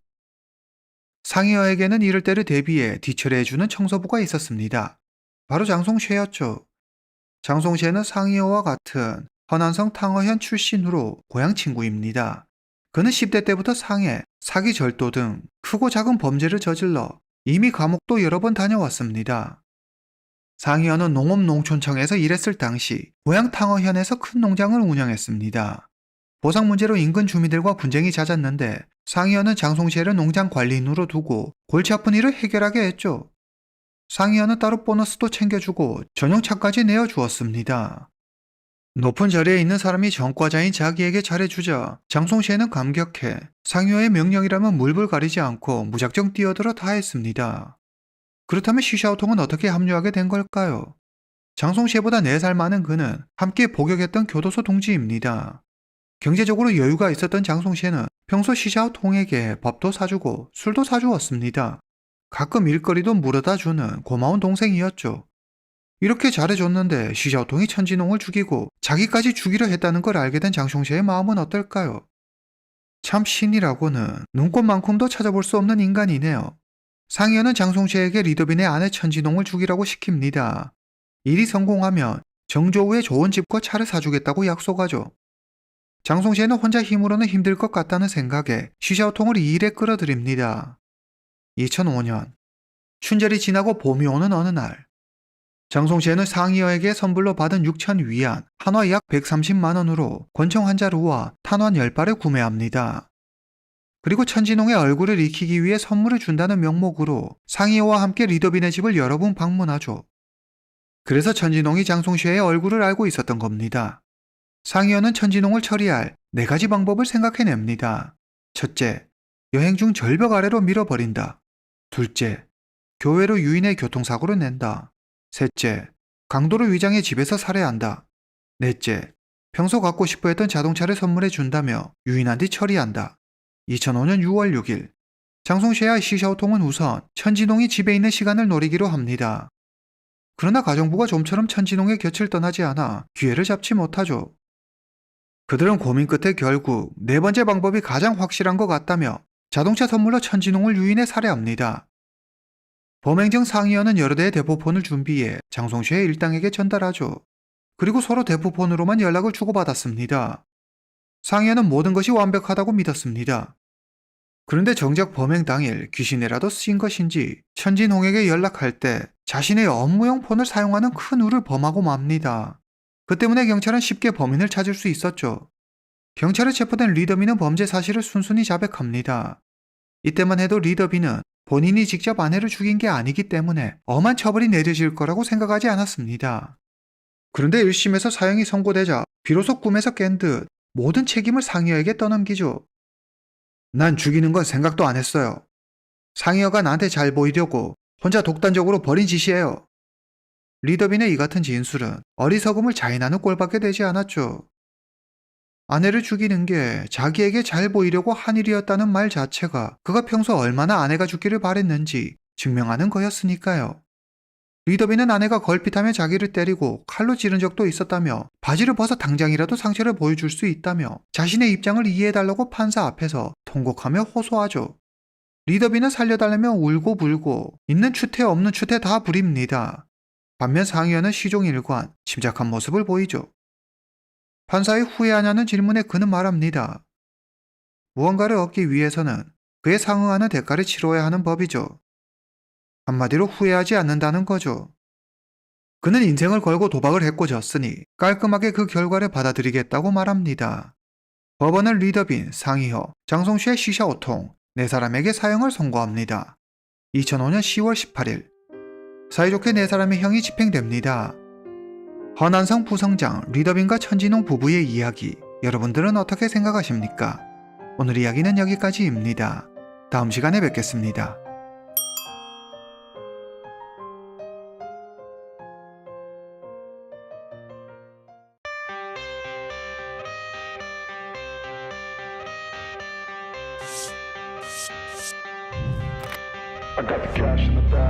"这个人马家铁犯故意杀人罪，判处死刑。" 근엄한 모습으로 범죄자에게 사형 판결을 내리는 판사. 그러나 몇 년 후 그는 범죄자와 같은 운명을 맞게 됩니다. 내연녀를 살해한 죄로 피고인석에 앉아 얼마 전까지 함께 일하던 동료 판사가 내리는 판결을 기다리는 신세가 됐는데요.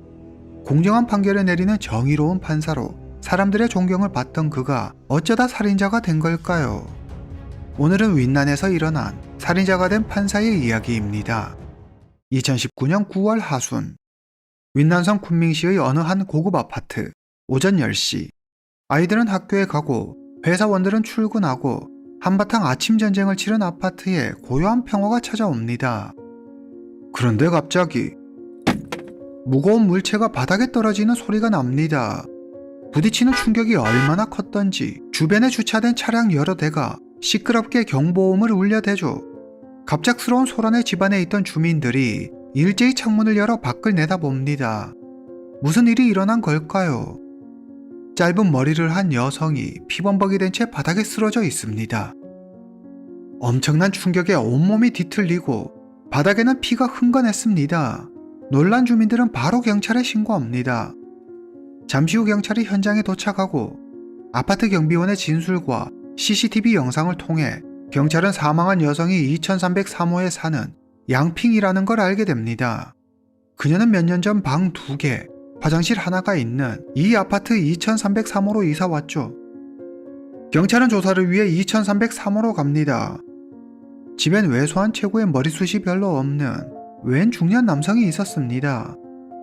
그는 양핑의 회사 동료라고 자신을 소개하며 필요한 서류가 있어 잠시 들른 거라고 했습니다. 남성의 말에 따르면 양핑이 덥다며 바람을 좀 쐬어야겠다고 베란다로 나갔어요. 창문 밖으로 얼굴을 내밀었는데 갑자기 중심을 잃고 아래로 떨어지더라고요. 너무나 순식간에 일어난 일이라 어떻게 손쓸 틈도 없었어요. 그는 말하는 내내 온몸을 사시나무 떨듯 떨고 있었습니다. 누가 들어도 억지스러운 말을 하며 덜덜 떨고 있는 그의 모습은 그를 더 수상하게 만들었죠. 경찰은 여성이 떨어진 베란다를 확인합니다. 난간 바깥쪽에 손톱이 긁힌 자국들이 여기저기 나 있었습니다. 떨어지지 않기 위해 필사적으로 몸부림치다 생긴 자국들이었죠. 여성이 마지막까지 살기 위해 사투를 벌였다는 걸 의미했습니다. 여성이 살기 위해 절박하게 몸부림치던 순간 남자는 대체 뭘 한 걸까요? 왜 그녀를 구하지 않은 걸까요? 경찰은 남성을 유심히 살펴봅니다. 그리고 그의 셔츠기 사이로 목 주위에 발갛게 난 손톱 자국을 발견하죠. 여성의 손톱 자국이었습니다. 경찰은 남성을 살인 용의자로 지목하고 경찰서로 데려갑니다. 이름 다오원빙. 그는 양핑의 회사 동료로 군민시 중급 인민법원 판사입니다. 다오원빙은 집행국 부국장이고 사망한 양핑은 사법기술처 부처장이었습니다. 부서도 다르고 하는 일도 다른 두 사람이 업무적으로 엮일 일은 거의 없었죠. 그 때문에 서류를 챙기러 그녀의 집에 들렀다는 다오원빙의 말은 무언가 앞뒤가 맞지 않았습니다. 아파트에 설치된 CCTV를 확인해 보니 다오원빙이 양핑의 집을 방문한 건 이번이 처음이 아니었습니다. 그는 양핑의 집을 빈번하게 드나들었는데요. 두 사람의 관계가 의심스럽습니다. 경찰 조사 결과 사망한 양핑의 계좌에서 출처를 알 수 없는 4천만 위안, 한화 약 83억 원 상당의 거액이 발견됩니다. 그리고 다오원빙의 집에서 대량의 현금과 권총 한 자루, 수백 발의 탄환이 발견되죠. 아무래도 두 사람 사이에 뭔가 큰 비밀이 숨겨져 있는 것 같았습니다. 경찰이 CCTV 영상을 내밀자 다오원빙이 바로 말을 바꿉니다. 자신과 양핑은 내연 관계로 서로 너무 사랑했지만 떳떳하게 세상에 밝힐 수 없는 사이였기에 내내 괴로웠다고 하죠. 그래서 두 사람은 함께 아파트에서 뛰어내리기로 약속했습니다. 사건이 일어난 날이 바로 두 사람이 약속한 그날이었고 양핑은 약속대로 뛰어내렸지만 다오원빙은 겁이 나 참아 실행에 옮기지 못했다고 하죠. 어떻게 해야 하나 고민하던 찰나 경찰이 양핑의 집에 들이닥쳤고 너무 당황한 나머지 그땐 사실대로 말하지 못했다고 말합니다. 다오원빙은 아내와 반년 전에 이혼했습니다. 이혼하기 전부터 양핑과 바람을 피웠으며 그 관계는 4년 동안 지속되어 왔습니다. 다오원빙은 경찰의 결혼 생활 중에 외도를 했고 그 상대가 직장 동료 양핑이었다고 고백하죠. 공직자, 그것도 그 어떤 공직자보다 높은 수준의 도덕적 기준과 윤리의식이 요구되는 자리가 판사라는 걸 누구보다 잘 알 텐데 자신에게 치명적 약점이 될 수 있는 치부를 왜 먼저 고백한 걸까요? 경찰은 그가 큰 걸 덮기 위해 작은 걸 드러낸 걸로 보았죠. 즉 살인을 숨기기 위해 외도 사실을 고백한 거라고 판단했습니다. 경찰은 사건 현장을 다시 재조사합니다. 그리고 이전에는 발견하지 못했던 흔적들을 발견하는데요. 가구에 의해 바닥이 긁힌 자국, 방구석에 있는 유리 파편, 그리고 벽에 난 수많은 손톱 자국과 바닥에 떨어진 머리카락 등을 발견하죠. 증거들은 모두 한 가지 사실을 말하고 있었습니다. 양핑이 추락하기 전 두 사람이 격렬한 몸싸움을 벌였다는 거였죠. 옆집 이웃의 증언도 이러한 사실을 뒷받침해 줍니다. 손자를 학교에 데려다 주고 집에 왔는데 2303호에서 크게 싸우는 소리가 들렸어요. 옆집 여자 울음소리에 유리 깨지는 소리, 물건 던지는 소리, 하여튼 난리도 아니었어요. 그리고 몇 분 있다가 옆집 여자가 뛰어내렸어요. 경찰은 양핑과 키, 몸무게가 같은 마네킹을 가져와 양핑의 집에서 아래로 떨어뜨리는 실험을 여러 번 진행합니다. 건물 밖으로 물체를 밀면 포물선을 그리며 아래로 떨어집니다. 양핑은 마네킹이 떨어진 곳보다 건물에서 훨씬 더 먼 곳에 떨어졌죠. 즉, 누군가 밀어서 떨어진 거였습니다. 경찰은 살인사건임을 확신합니다. 그리고 다음과 같이 추정하죠. 다오원빈과 양핑이 격렬한 말다툼을 벌입니다. 서로 감정이 격해서 물건을 던지고 급기야 물리적 충돌로 이어지죠. 화가 머리끝까지 난 다오원빈은 양핑을 죽이기로 마음먹습니다. 다오원빈의 키는 170cm가 채 안 됩니다. 왜소한 체격을 가진 그는 필사적으로 저항하는 양핑을 바로 제압하지 못하고 둘은 한참 몸싸움을 하죠. 하지만 결국 힘에서 밀린 양핑이 밖으로 밀려 떨어지고 가까스로 난간을 붙잡고 버텨보지만 다오원빙이 그녀를 다시 미는 바람에 결국 그녀는 23층에서 떨어지고 맙니다. 하지만 다오원빙은 살인 혐의를 인정하지 않았습니다. 자기 인생에서 가장 사랑한 사람이 양핑이고 필요하다면 그녀를 위해 죽을 수도 있었다며 자기는 양핑을 죽이지 않았다고 강력하게 주장하죠. 다오원빙이 끝까지 무죄를 주장하자 경찰은 수사 방향을 바꿔 양핑의 주변 인물을 조사합니다. 조사 결과는 가히 충격적이었는데요. 지적인 이미지의 사법기술처 부처장 양핑이 사실은 공안과 검찰, 법원 고위직 라인 모두가 함께 공유했던 여자란 겁니다. 다오원빙은 그녀가 잠자리 하는 많은 남자 중 한 명이었을 뿐이죠. 고위 공무원 다수가 얽힌 여자의 죽음, 그리고 유력한 용의자가 판사라니 경찰은 심상치 않은 사건임을 직감하고 먼저 2303호 아파트 매매 기록을 살펴봅니다. 양핑의 집은 100만 위안, 한화 약 2억 1천만 원이 넘는 고가 주택이었는데 그녀는 전액 현찰로 집을 구매했습니다. 양핑의 월급은 4천 위안, 한화 약 84만 원 정도밖에 되지 않습니다. 그런 그녀가 어떻게 100만 위안이 넘는 집을 대출도 받지 않고 전액 현금으로 살 수 있었을까요? 2303호 아파트는 자오리궁과 양핑의 공동 명의로 되어 있습니다. 경찰은 이 자오리궁이란 자가 양핑에게 아파트를 사줬을 거라고 추측하죠. 자오리궁은 쿤민시 부시장, 공안국 국장을 거쳐 윈난성 공안청, 부청장 등을 역임한 고위 간부입니다. 우리나라로 치면 서울경찰청 차장급 정도 되는 자죠. 사건이 일어났을 당시 자오리궁은 부정부패 혐의로 정직 처분을 받고 경찰 조사를 받고 있었습니다. 경찰의 예상대로 양핑의 아파트는 자오리궁이 사준 거였죠. 자오리궁은 사람들 앞에서는 정의로운 척, 고상한 척 하지만 뒤에서는 엄청나게 여자를 밝히는 호색한 입니다. 과거 윈난성 공안국장 시절 자오리궁은 부하 직원과 바람을 피웠는데요. 여직원의 남편은 증거를 모아 상무위원회에 고발했지만 자오리궁의 뒤를 봐주는 거물급 인사 때문에 수사는 이루어지지 않았습니다. 개가 똥을 끊지 여자 좋아하는 그 버릇 어디 가겠습니까? 이런 일을 겪고도 자오리궁은 욕구를 억제 못하고 또 새로운 여자를 만나죠. 자오리궁은 유흥업소에서 18살의 양핑을 만납니다. 예쁜 양핑에게 푹 빠져버린 자오리궁은 10년 넘게 양핑과 부적절한 관계를 유지하죠. 양핑은 유흥업소 출신에 중학교도 졸업 못했지만 자오리궁이 힘써준 덕분에 법원 임시직으로 들어가 사법기술처 부처장까지 승진하게 됩니다. 그리고 그는 거액을 들여 사건이 일어난 아파트를 양핑에게 사주고 양핑은 그 대가로 자오리궁의 검은 돈을 세탁하는 일을 맡아 했습니다. 두 사람은 오랜 기간 불륜 관계를 맺은 것은 물론 이익 관계로 깊게 얽혀 있었죠. 그러나 양핑에게 남자가 자오리궁만 있었던 게 아닙니다. 그녀의 남자 관계는 참으로 화려하고 복잡했는데요. 젊은 신입 사원부터 50살이 넘는 상관까지 가리지 않고 다양하고 많은 남자를 만났죠. 전자는 육체적 쾌락을, 후자는 경제적 편의를 그녀에게 제공해 주었습니다. 자오리궁은 양핑이 다른 남자를 만나든 말든 크게 상관하지 않았습니다. 육체적 금전적 관계는 계속 이어가되 자기한테만 피해주지 않으면 된다는 식이었죠. 그렇다면 다오원빙은 양핑을 어떻게 알게 된 걸까요? 법원 고위급 간부였던 다오원빙은 그들 공공의 내연녀와 같은 양핑을 소개받고 만남을 가졌습니다. 이미 가정이 있었지만 다오원빙은 양핑을 진심으로 사랑했죠. 명품 가방과 값비싼 보석을 선물하고 심지어 아내와 이혼까지 하며 양핑과 새로운 가정을 꾸리길 원했습니다. 그러나 양핑은 그의 청혼을 거절합니다. 지금 누리는 윤택한 삶을 포기하고 한 사람의 여자로 살 생각이 조금도 없었죠. 양핑에게 다오원빙은 모든 걸 다 포기할 만큼 매력적인 선택지가 아니었습니다. 자기 뒤를 봐주고 돈을 대주는 여러 명의 남자 중 그저 한 명이었을 뿐이죠. 하루는 양핑의 집에 들른 다오원빙이 지금 막 자오리궁이 양핑과 잠자리를 하고 집을 떠났다는 걸 알게 됩니다.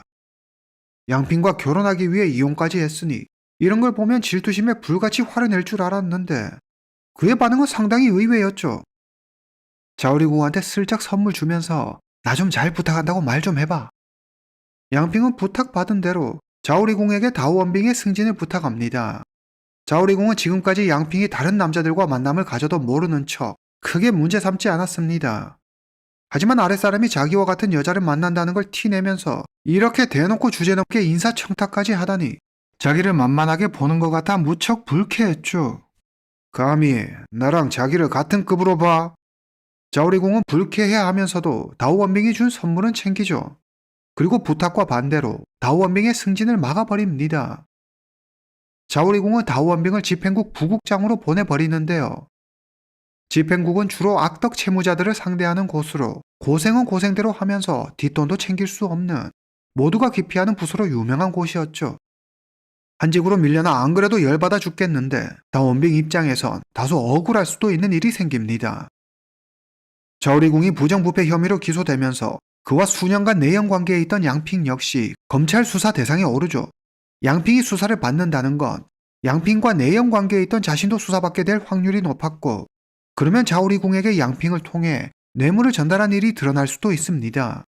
다오원빙의 말에 따르면 검찰 수사에 대한 공포와 앞날에 대한 두려움에 다오원빙과 양핑은 처지를 비관하며 함께 생을 마감하기로 약속하죠.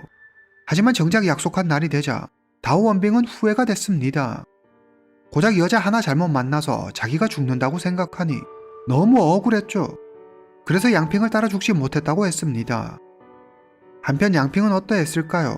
정말 다오원빙의 말처럼 그와 마지막 순간을 함께하기로 약속해 뛰어내린 걸까요? 다오원빙의 말과 다르게 양핑은 따로 살 길을 찾고 있었는데요. 그녀는 자신의 최고 뒷배였던 자오리궁이 무너지는 걸 보면서 자신도 무사하지 못할 거라는 걸 잘 알고 있었습니다. 양핑은 자기를 봐주면 뇌물 명단을 넘기겠다며 경찰에 사법 거래를 제안하죠. 뇌물 명단 가장 위에 다오원빙의 이름이 적혀 있었습니다. 다오원빙은 찐사랑이었다고 이야기하지만 실상은 서로 자기 살 길 찾기 바빴죠. 경찰은 양핑의 휴대전화에서 녹음 파일을 하나 복구하는데요. 사건 당일 양핑과 다오원빙이 다투는 내용이었죠. 다오원빙은 양핑 때문에 자기까지 위험해졌다며 그녀를 강하게 비난했습니다. 이를 가만히 참고 듣고 있을 양핑이 아니죠. 양핑은 그의 말에 조목조목 맞받아쳤고 두 사람은 살벌하게 서로를 욕하며 싸웠습니다. 녹음 파일 말고도 양핑의 손톱 밑에서 다오원빙의 DNA가 나오자 그제야 다오원빙은 자기가 양핑을 죽인 사실을 자백합니다.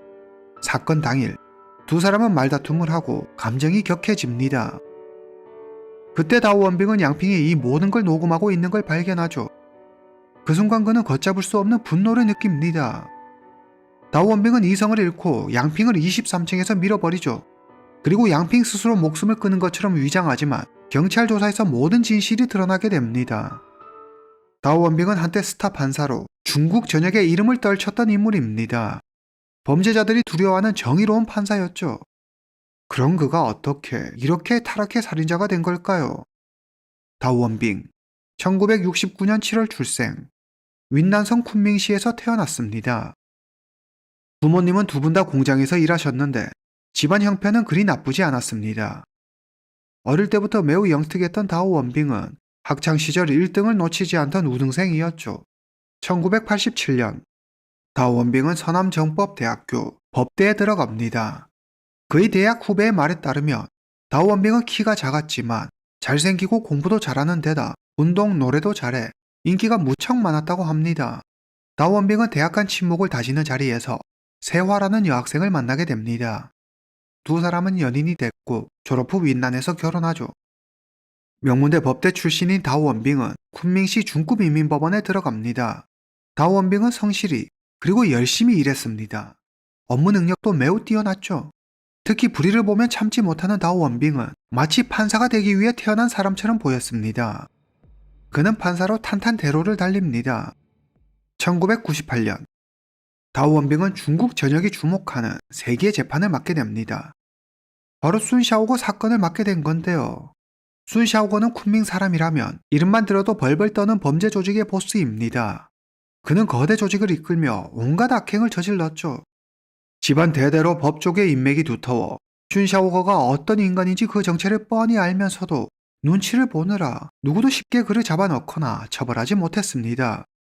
당시 낮에는 덩샤오핑 국가주석이 나라를 다스리고 밤에는 순샤오고가 다스린다는 말이 나올 정도로 무소불위의 권력을 자랑했죠. 1998년 순샤오고와 부하들은 많은 여성들에게 몹쓸 짓을 하고 자신들 말을 듣지 않으면 때리고 위협했습니다. 너무나 많은 여성이 그들에게 겁탈당하고 피해를 보자 사람들의 분노가 들끓었습니다. 사태가 걷잡을 수 없이 심각해지자 공안 당국은 그제야 순샤오고와 그 일당을 체포하죠. 사람들은 지금까지 그래왔던 것처럼 순샤오고의 힘과 권력, 집안 배경으로 순샤오고가 살짝 법정에 얼굴만 들이밀고 금방 풀려날 거라고 생각했습니다. 그러나 사람들이 생각 못한 게 있었죠. 이 사건의 담당 판사가 바로 정의감에 불타는 다오원빙이라는 겁니다. 당시 29세 피 끓는 젊은 판사 다오원빙은 주변 청탁과 뇌물, 상사의 압박 등을 모두 이겨내고 순샤오거에게 강제추행, 강간상해죄로 사형을 선고합니다. 다오원빙의 사이다 판결에 사람들은 환호했죠.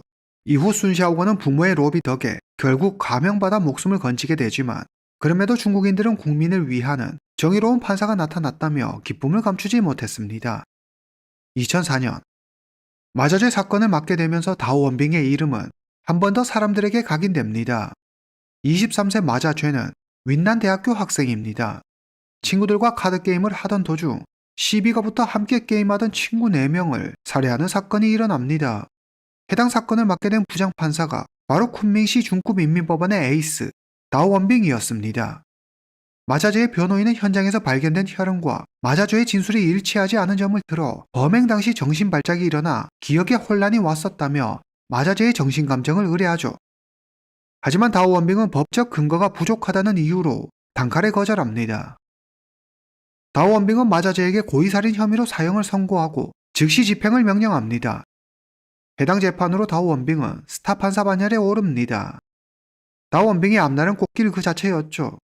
동료들은 그가 쿤밍을 넘어 중앙정계로 나가 거물이 될 거라고 확신했습니다. 그러나 모두의 예상과 달리 다오원빙의 판사 생활은 그리 순탄치 않았습니다. 다오원빙은 굉장히 감정적이고 주관적인 사람입니다. 이는 냉정하고 객관적으로 사건을 보고 판결을 내려야 하는 판사에게는 치명적인 약점이 되죠. 앞선 2건의 사건 모두 재판이 시작되기 전부터 정의는 반드시 실현돼야 한다는 집념에 사로잡힌 다오원빙이 판결을 미리 정해두고 재판 내내 검찰과 한 팀이 돼 피고와 변호인을 몰아붙였습니다. 대중의 눈에는 속 시원한 판결이었을지 몰라도 이는 법이 지켜야 할 공정성과 형평성, 객관성에 어긋나는 행동이었죠. 판사는 검찰과 변호인 양측의 의견을 듣고 증거에 따라 판결을 내려야 합니다. 그러나 다오원빙은 범죄자를 처벌해야 한다는 생각에 사로잡혀 재판 시작도 전에 이미 마음속으로 형량을 정한 상태였죠. 특히 마자죄 사건에서 정신감정 요청을 거부한 것은 아무리 범죄자일지라도 공정한 재판을 받아야 한다는 피고인의 권리를 빼앗은 거나 마찬가지였습니다. 중국 전역에 자신의 이름이 알려지자 다오원빙은 부하 직원, 동료, 심지어 상사까지 깔보고 우쭐댔죠. 그 오만함과 거만함이 하늘을 찔렀습니다. 2009년 다오원빙이 다른 법원으로 발령이 납니다. 일종의 자천된 인사였는데 상사에게 밉보인 결과였죠. 하지만 다오원빙은 자기에게 다양한 경력을 만들어 주려는 선배의 큰 뜻일 거라며 정신 승리를 하죠. 하지만 5, 6년이 지나도 자리 이동이 없자 그는 그제야 깨닫습니다. 미움을 사 한직으로 밀려난 거라는 걸 말이죠. 승진이 어려워지자 다오원빙은 뒷돈을 찔러주고 인맥을 총동원해 다시 쿤밍시 중급인민법원으로 오게 됩니다. 어렵게 다시 오게 됐지만 과거 동료들 대부분이 이제는 자기 상사가 되어 있었습니다. 그는 당면한 현실의 비참함을 느끼죠. 그런데 다오원빙의 결혼 생활에도 문제가 생깁니다. 다오원빙의 아내가 외국계 기업 임원으로 승진하게 된 거죠. 기뻐해야 할 일이었지만 남편인 자신은 과거 찬란했던 영광을 잃고 그저 그런 사람이 되었는데 아내는 잘 나가자 자격지심을 견디지 못하고 다오원빙은 아내와 별거합니다. 가정과 직장 모두에서 좌절을 맛보고 괴로워하고 있던 그때 다오원빙 앞에 아름다운 양핑이 나타납니다. 빼어난 외모에 따뜻한 마음을 가진 양핑은 자괴감에 빠져 한없이 우울한 날들을 보내고 있던 다오원빙의 마음을 어루만져 주었습니다. 다오원빙은 양핑의 격려로 무너진 자존감을 회복합니다. 다오원빙은 진심으로 양핑을 사랑하게 되죠. 두 사람은 금방 깊은 관계로 발전합니다. 다오원빙은 양핑과 결혼하기 위해 아내와 이혼하죠. 그러나 양핑의 마음은 다오원빈과 달랐습니다. 그녀에게 다오원빈은 필요에 의해 만나는 많은 선택지 중 하나였을 뿐 사랑은 아니었습니다. 다오원빈 역시 말로는 진심으로 사랑했고 사랑을 위해 모든 걸 버릴 수 있다고 했지만 본심은 높은 이들의 잠자리 상대였던 양핑을 이용해 출세하려는 거였죠. 서로를 이용하려던 두 사람은 결국 피비린내 나는 결말을 맞고 맙니다. 2023년 1월 윈난성 중구민민법원은 다오원빙에게 고의살인, 뇌물수수 혐의로 2년 후 형을 집행하는 사형 집행유예를 선고합니다. 판결에 불복한 다오원빙은 즉시 항소합니다. 같은 해 6월 윈난성 고등법원은 항소를 기각하고 원심 판결을 유지하죠. 이후 다오원빙이 어떻게 되었는지 현재 형 집행에 대한 정보는 찾을 수 없습니다. 특별한 이야기가 없는 것으로 보아 법적 절차에 따라 아마도 그는 무기징역으로 감형되어 복역 중이지 않을까 생각됩니다. 오늘 이야기는 여기까지입니다. 다음 시간에 뵙겠습니다.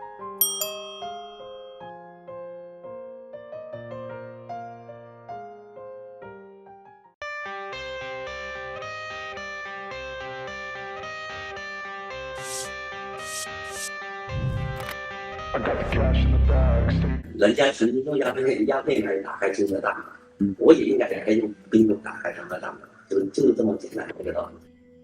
1999년 11월 중국 경찰의 첩보 하나가 입수됩니다. 108kg이 넘는 어마어마한 양의 헤로인이 국경을 넘어 광둥성으로 들어왔다는 겁니다. 경찰은 문제의 헤로인이 보관되어 있다는 광저우 창고를 급습해 헤로인을 압수하고 관련자들을 모두 체포하죠. 그런데 이때 경찰은 창고 주변에서 또 다른 창고 하나를 발견합니다. 창고의 문을 열고 안으로 들어가는 순간 현장에 있던 사람들은 모두 경악을 금치 못하는데요.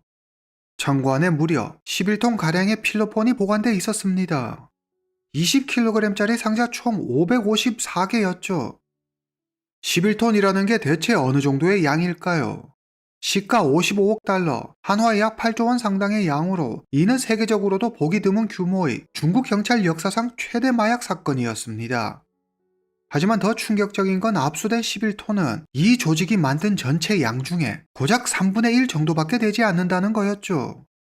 이미 일본으로 10톤, 미국으로 6톤, 필리핀, 홍콩 등지로 4톤이 팔려나간 상태였습니다. 필로폰은 강력한 중추신경 흥분제로 각성작용을 일으키는 합성 화합물질입니다.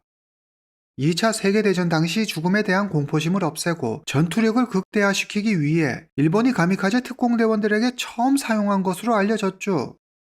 심각한 약물 의존성을 갖게 되며 과다 복용 시 사망에 이를 수 있는 매우 위험한 물질입니다. 그런데 경찰이 현장에서 발견한 필로폰은 기존에 없던 새로운 기술로 만든 신종 필로폰이었습니다. 순도가 높아 중독성이 몇 배나 강한 탓에 더 위험했죠. 경찰이 현장에서 잡아들인 자들은 모두 말단 조직원들 뿐이고 진짜 주범은 따로 있었습니다.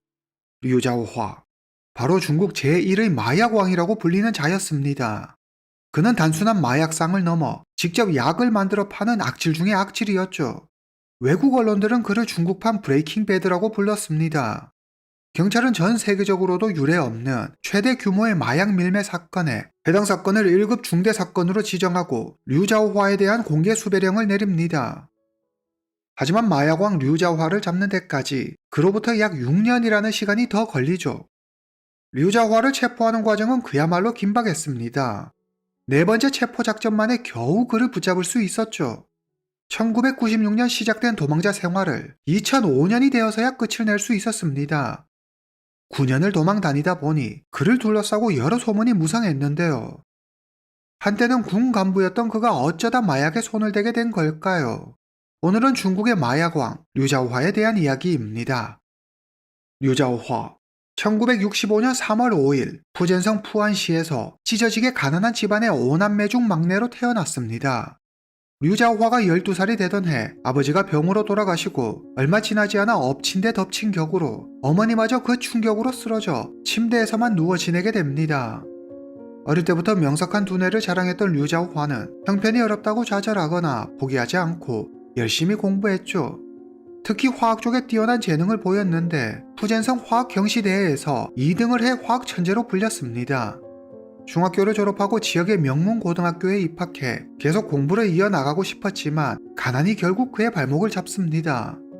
형 누나들이 버는 돈만으로는 생활비와 어머니 약값을 다 감당할 수 없었기에 류자화는 학교를 그만두고 산업전선에 뛰어듭니다. 1983년 18살이 된 류자화는 중국인민무장경찰부대에 입대합니다.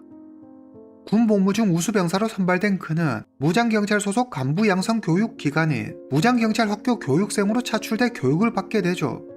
우수한 성적으로 교육을 마치고 부대로 복귀한 류자화는 군 간부로 근무하게 됩니다.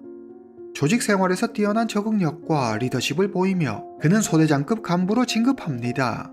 이때 류자화는 푸젠성의 한 대학에 다니는 여성을 만납니다. 두 사람은 결혼을 약속하죠. 이대로 정도의 길을 걸었다면 그는 군간부로 탄탄대로를 걸었을지도 모릅니다. 그러나 류자화는 공직생활에 만족하지 못했습니다. 오로지 큰돈을 벌어 부자가 되겠다는 생각 하나뿐이었죠.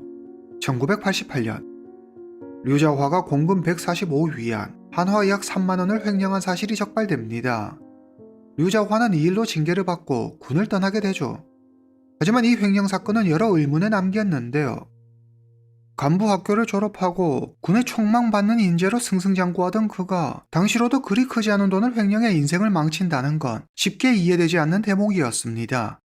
이에 범죄 행동 분석 전문가들은 이 사건을 류자화의 자작극일 확률이 높다고 말하죠. 당시 직업 군인의 전역은 국가의 승인이 있어야만 가능했습니다. 조직이 개편되거나 건강 문제, 정년 퇴직 등 합당한 이유가 있어야만 가능했죠. 특히 간부급은 중국 정부에서 특별 관리를 했는데 류자화처럼 국가에서 돈을 들여 키운 인재라면 그 기준은 더 엄격했습니다. 전문가들은 돈을 벌기 위해 군에서 빨리 나오고 싶어 했던 류자화가 일부러 공금 횡령 사실이 눈에 띄게 장부를 만들어 다른 곳으로 쫓겨나는 상황을 계획적으로 연출했다는 거죠. 1989년 공금 횡령 문제로 징계를 받으면서 류자화는 푸젠성 푸안시 인민법원 사법경찰로 자리를 옮기게 됩니다. 횡령은 했지만 금액이 작고 형사처벌 수준이 아니었기에 가능했던 일이었죠. 법원으로 자리를 옮기고 얼마 되지 않아 뛰어난 업무 능력과 성과로 류자화는 여러 차례 표창을 받고 우수 공무원에 선정됩니다. 상사들에게도 좋은 평가를 받으면서 투자 유치 업무를 맡게 되고 그러면서 사업가들을 상대하는 일이 잦아집니다. 특히 대만 사업가들과의 교류가 활발했는데 공적인 만남이 많아지면서 자연스레 개인적으로도 가까워졌습니다. 1992년 류자화는 가깝게 지내던 한 대만 사업가와 손잡고 플라스틱 가공회사 푸젠 홍파 플라스틱이란 회사를 설립합니다. 보기에는 해외에서 폐플라스틱을 수입해와 가공하는 회사였지만 실제로는 자동차, 전자제품 등을 밀수하는 일을 했죠. 류자화의 월급은 고작 52위안, 한화 약 1만원에 불과했습니다. 하지만 사업을 하면서 태어나서 처음으로 큰돈을 거머쥐게 되죠. 그는 미련 없이 사법경찰을 그만둡니다. 그리고 70만 위안, 한화 약 1억 6천만원을 들여 3층짜리 초호화 주택을 짓습니다. 당시 푸안시 내에서 손꼽히는 최고급 저택이었죠. 그뿐만 아니라 최고급 자동차를 3대나 굴리기도 했습니다. 불과 몇 년 사이에 늘 돈에 허덕이던 한나 사법경찰에서 지역 내 부자 중 한 명으로 신분 상승을 하게 된 거죠. 이 시기 류자화는 결혼을 약속했던 여자친구와 결혼해 아이를 낳습니다. 하지만 이 행복도 그리 오래가지 못했습니다. 그에게 예기치 못한 엄청난 시련이 찾아오죠. 중국 정부가 밀수 단속을 강화하고 플라스틱 수입을 엄격하게 통제하기 시작한 겁니다. 더 이상 밀수를 할 수 없게 되자 류자화의 회사는 타격을 받게 되고 결국 문을 닫습니다. 돈을 벌기 위해 류자화는 다른 방법을 강구해야만 했습니다. 그때 류자화는 필로폰의 마진율이 3000%가 넘는다는 사실을 알게 되죠. 그는 직접 필로폰을 만들기로 결심합니다. 필로폰을 만들려면 그 원료가 필요한데 중국은 세계에서 약 관련 통제가 엄격한 나라로 유명하죠. 주 원료를 구할 길이 막히자 류자화는 그것을 대체할 물건을 찾기 시작합니다. 그는 1년 동안 시중에서 쉽게 구할 수 있는 화학 물질로 필로폰을 만드는 방법을 연구에 성공합니다. 원가도 낮고 시장에서 쉽게 구할 수 있는 재료였지만 대신 큰 단점이 하나 있었습니다. 색이 탁한 노란색을 띠고 있어서 기존 것보다 질이 떨어져 보인다는 거였죠. 류자화는 친분이 있는 교수를 찾아 서안으로 갑니다. 그리고 양파 분말로 건강기능 제품을 만들고 있다며 액체를 고체로 만드는 방법을 알려달라고 부탁하죠. 교수는 자신의 실험실에서 직접 시험까지 보이며 류자화가 해결하지 못한 문제들을 해결해 줍니다. 그는 훗날 자신의 실험 결과가 필로폰이 될 줄은 꿈에도 몰랐을 겁니다. 류자화는 다시 푸젠성으로 돌아와 연구에 매진하죠. 한 달 후, 류자화는 드디어 자기가 원하던 완벽한 필로폰을 만듭니다. 이때를 기점으로 그는 다시는 돌아올 수 없는 파멸의 길을 걷게 되죠. 1996년 5월, 류자화는 30kg의 필로폰을 만듭니다. 그리고 이를 유통하기 위해 마약 밀매상 천원인가 장밍후이를 찾아가죠. 류자화는 자기가 만든 약물을 넘기며 조건을 하나 제시합니다. 무조건 대만이나 홍콩 쪽으로 유통해. 중국 본토는 절대 안 돼. 하지만 그들이 어디 그 말을 듣겠습니까? 천씨와 장씨는 류자화의 조건을 무시하고 중국 본토에 물건을 팝니다. 중국 본토에서 판매하는 게 훨씬 편하고 원하는 사람들이 많기 때문이죠. 그러나 그들은 첫 번째 판매에서 바로 덜미를 잡히고 맙니다. 1996년 8월, 천씨와 장씨가 류자화로부터 받은 필로폰 5kg을 들고 푸저우 시내에 나타납니다. 그들은 고객을 만나 물건을 건네주는데요. 하필 그 고객이 위장하고 잠복 근무 중이던 경찰이었습니다. 천씨와 장씨는 그 자리에서 체포되고 1심에서 사형을 선고받죠. 류자화는 법원 방청석에 앉아 재판 과정을 모두 지켜보고 있었습니다. 천씨와 장씨가 자기들에게 유리한 처벌을 받기 위해 자신을 팔아넘길 거라고 생각했기 때문이죠. 결과적으로 그의 예상은 적중했습니다.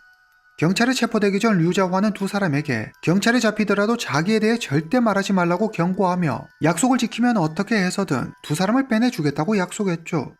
천씨와 장씨는 진짜 그 말을 믿었고 1심 내내 아무 말도 하지 않았습니다.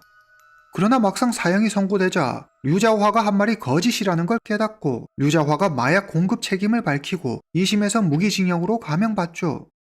경찰은 바로 류자화의 집으로 출동합니다. 하지만 그는 이미 도망간 뒤였죠. 경찰은 그의 집을 샅샅이 수색하는데 1층 바닥에서 지하로 연결된 정체불명의 통로를 발견하는데요. 이 비밀 통로는 150m 떨어진 강과 연결돼 있었는데 강변에는 류자화가 항시 대기시켜둔 보트가 있었습니다. 그는 이 보트를 타고 도망친 거였죠. 경찰은 류자화의 집 주변에서 허름한 공장을 발견합니다. 공장 내부는 약물 제조 장비와 원료들로 정신이 없었는데 급하게 도망치느라 버리거나 폐기하지 못한 듯 했죠. 경찰은 어떻게 약물을 만들었는지 그 제조 공정을 살펴보는데 주 원료를 사용하지 않은 기존의 방법과 전혀 다른 신종 기술의 사람들은 경악을 금치 못했습니다. 그렇게 류자화는 아내와 자식마저 버리고 막대한 부를 뒤로 한 채 그대로 사라져버렸죠. 1997년 푸젠성 경찰청은 류자화에 대한 수배령을 내립니다. 부안시 골목골목과 대로변에 수배 전단이 도배됐지만 어디서도 류자화를 봤다는 소식은 들려오지 않았습니다. 류자화는 현금 20만 위안, 한화 약 4,500만 원을 챙겨서 푸저우에서 약 70km 떨어진 민허우현에 있는 쉐펑사라는 절로 숨어듭니다. 그는 절에서 향을 피우고 불공을 들이며 깊은 고민에 빠지죠. 경찰이 어떻게 냄새를 맡게 됐을까? 여러 날 고민한 끝에 자기가 실패한 건 유통책의 문제였다는 결론을 내립니다. 천씨, 장씨와 같은 잔챙이들과 작업한 게 화근이었죠. 탄탄한 판매망과 자금력을 가진 거물이 필요했습니다. 이때 류자화는 광둥성에서 마약 대부로 불리고 있는 천빙씨라는 인물을 알게 됩니다. 류자화는 천빙씨를 만나기 위해 그가 있는 광둥성 푸닝시로 가죠. 천빙씨는 동남아시아 전체 마약 유통망을 장악하고 있는 자로 중국과 미얀마 국경지대에서 활동하고 있는 탄샤오린으로부터 약을 공급받고 있었습니다. 당시 세계적으로 필로폰의 주 원료에 대한 유통과 사용이 엄격히 통제되면서 원료를 구하지 못해 필로폰 생산이 중단될 상황에 놓입니다. 천빙씨가 하는 일 역시 큰 고비를 맞게 되죠. 천빙씨가 애를 태우고 있던 그때 부하가 한 남자를 소개합니다. 바로 류자화였죠. 류자화는 자기가 개발한 방법대로만 하면 주원료 없이도 필로폰을 만들 수 있다고 큰 소리 쳤죠. 그리고 곧장 자신의 말이 사실임을 확인시켜 줍니다. 류자화의 신상품이 마음에 들었던 천빙씨는 투자를 약속하며 동업을 제안합니다. 천빙씨는 370만 위안, 한화 약 8억 원을 들여 제조 공장을 만들고 수익을 류자화와 반반 나누기로 하죠. 류자화는 자기만의 레시피로 약 제조에 들어갑니다. 그리고 몇 달 만에 필로폰 1톤을 생산합니다. 1톤이란 엄청난 양이 천빙씨의 판매망을 통해 단숨에 전 세계로 팔려나가죠. 그들은 신종 필로폰을 만들어 팔아 막대한 이익을 챙깁니다. 류자화와 천빙씨는 각각 3,100만 위안, 한화 약 69억 4천만 원씩을 나눠 갔습니다. 류자화는 자기가 엄청난 부자가 됐다는 것보다 자기가 개발해 만든 약물에 더 큰 자부심을 느꼈습니다. 그는 주변 사람들에게 말하죠. 누가 100억 달러, 한화 약 15조 1350억 원을 준다고 해도 절대 이 노하우를 알려주지 않을 거야. 이렇게 모든 게 다 잘 되는 줄로만 알았는데 예상치 못한 사고가 터지고 맙니다. 작업 중 발생한 폐수가 외부로 유출돼 공장 주변에 있던 양식장 물고기들이 떼죽음을 당하는 사고가 일어나죠. 이 문제로 양식장 사람들이 항의하자 류자화와 천빙씨는 공장을 철수하고 그대로 자취를 감춰버립니다. 1998년 8월 말 류자화와 천빙씨는 닝샤 안천시에 광둥 비전회사라는 이름으로 공장을 세웁니다. 그리고 그곳에서 31톤이라는 실로 엄청난 양의 필로폰을 생산하죠. 이 막대한 양을 유통시키기 위해 완성품을 우선 강저우와 푸닝에 있는 창고로 옮깁니다. 그리고 천빙씨의 손을 거쳐 전 세계로 퍼져나가죠. 훗날 류자화는 이때를 회상하며 다음과 같이 말합니다. 내가 만든 하얀 가루로 세상을 삼키고 싶었어. 1999년 10월 4일 천빙씨가 미얀마에서 헤로인 108kg을 들여옵니다. 경찰은 사전에 정보를 입수하고 이들의 동향을 주시하죠. 헤로인이 광저우 창고에 보관되어 있다는 첩보를 입수한 경찰은 곧장 그곳을 덮칩니다. 그리고 그곳에서 필로폰 544상자를 발견하죠. 당시 전 세계에서 압수한 필로폰 양보다도 많은 양이었습니다. 경찰은 이 엄청난 양의 필로폰을 만든 자가 류자오화라는 사실을 알고 그가 묵고 있는 호텔로 출동합니다. 그러나 천빙씨가 경찰보다 한 발 더 빨랐습니다. 경찰이 자신들을 잡으러 올 거라는 정보를 입수한 천빙씨는 류자오화에게 물건을 옮기다 사고가 났다며 도망치라고 이야기하죠. 하지만 류자오화 몰래 헤로인을 들여오다 문제가 생겼다는 말은 하지 않습니다. 천빙씨는 류자오화에게 같이 해외로 나가자고 말합니다. 우리 두 사람이 힘을 합치면 어디 가서든 문제 없을 거야. 여길 뜨자. 하지만 류자오화는 천빙씨의 제안을 거절합니다. 이 시점을 기점으로 류자화와 천빙씨는 갈라서고 각자의 길을 가게 되죠. 류자화는 호텔에서 급하게 나오느라 현금을 다 챙겨 나오지 못했습니다. 그는 겁도 없이 다시 호텔로 돌아가죠. 호텔 엘리베이터를 탄 류자화가 자신이 묵고 있는 8층 버튼을 누르려는데 함께 탄 무리의 사람들이 8층을 먼저 누르는 게 아니겠습니까? 류자화는 순간 그들이 경찰임을 직감하고 7층에서 내려 비상 계단을 통해 호텔을 빠져나갑니다. 호텔에서 류자화를 놓친 경찰은 류자화가 도시를 빠져나가는 걸 막기 위해 도심 곳곳에 검문소를 설치해 광저우를 빠져나가는 모든 차량을 수색하죠. 류자화는 대중교통이나 차를 타고 움직이면 경찰에 100% 잡힐 거란 생각에 자전거를 하나 구해 광저우 시내를 빠져나옵니다. 3시간 후 외곽으로 나온 그는 택시를 잡아 타고 샤먼으로 갑니다. 경찰은 가용할 수 있는 모든 수단을 사용해 류자화를 추적하지만 몇 달이 지나도록 류자화의 흔적도 찾지 못합니다. 상황이 이쯤 되자 그가 성형수술을 하고 잠적했다는 설부터 이미 밀항했다는 설까지 여러 이야기가 떠돌았습니다. 모두가 혼란에 빠져있던 그 시각 류자화는 계좌에서 현금 500만 위안, 한화 약 11억 원을 인출해 세 번째 아내 리샤오칭과 함께 산둥성 칭다오로 갑니다. 류자화는 천빙씨를 만나러 광둥성 푸닝시로 오기 전 두 번째 아내를 만나 아이를 낳았습니다. 첫 번째 부인은 고향 푸안에, 두 번째 부인은 후난성에, 세 번째 부인은 자신과 함께 칭다오에. 참 복잡한 집구석이죠. 류자화는 경찰 수사망을 피해 합법적으로 사업을 할 궁리를 합니다. 당시 중국에는 복권 열풍이 불고 있었습니다. 돈 냄새 하나는 기가 막히게 맡는 류자화는 복권 판매기 10대를 임대하죠. 그리고 신분을 세탁한 뒤 본격적으로 복권 사업을 시작합니다. 수입은 생각보다 쏠쏠했습니다. 큰 욕심 부리지 말고 이렇게 살아도 좋겠다 싶었죠. 몇 달 후 그의 인생에 믿기 힘든 일이 일어납니다. 그냥 장난삼아 산 복권이 1등에 당첨된 거였죠. 상금으로 100만 위안, 한화 약 2억 2천만 원을 받은 류자오화는 기적같은 행운 앞에 오만방자해집니다. 역시 하늘은 내 편이라고. 그는 새로운 사업을 위해 광시성 계림으로 갑니다. 류자화가 계림으로 간 이유는 단순했습니다. 하루는 사주를 보는데 점쟁이가 나무 기운이 좋은 곳에 가야 대성한다고 말하죠. 계림의 한자를 보면 나무 목자가 3개나 있습니다. 즉 나무 기운이 좋은 계림으로 가야 자기가 성공할 수 있다고 믿었던 거죠. 2000년 류자화는 리선칭으로 이름을 바꾸고 계림시 전주현에서 새 호적을 만드는 데 성공합니다. 그는 자본력을 앞세워 계림시의 고위관료, 사업가들을 만나며 새로운 인맥을 형성해 나갑니다. 그리고 선선 주식회사라는 회사를 세우고 계림씨와 3억 위안, 한화 약 671억 8천만 원의 투자 협약을 체결합니다.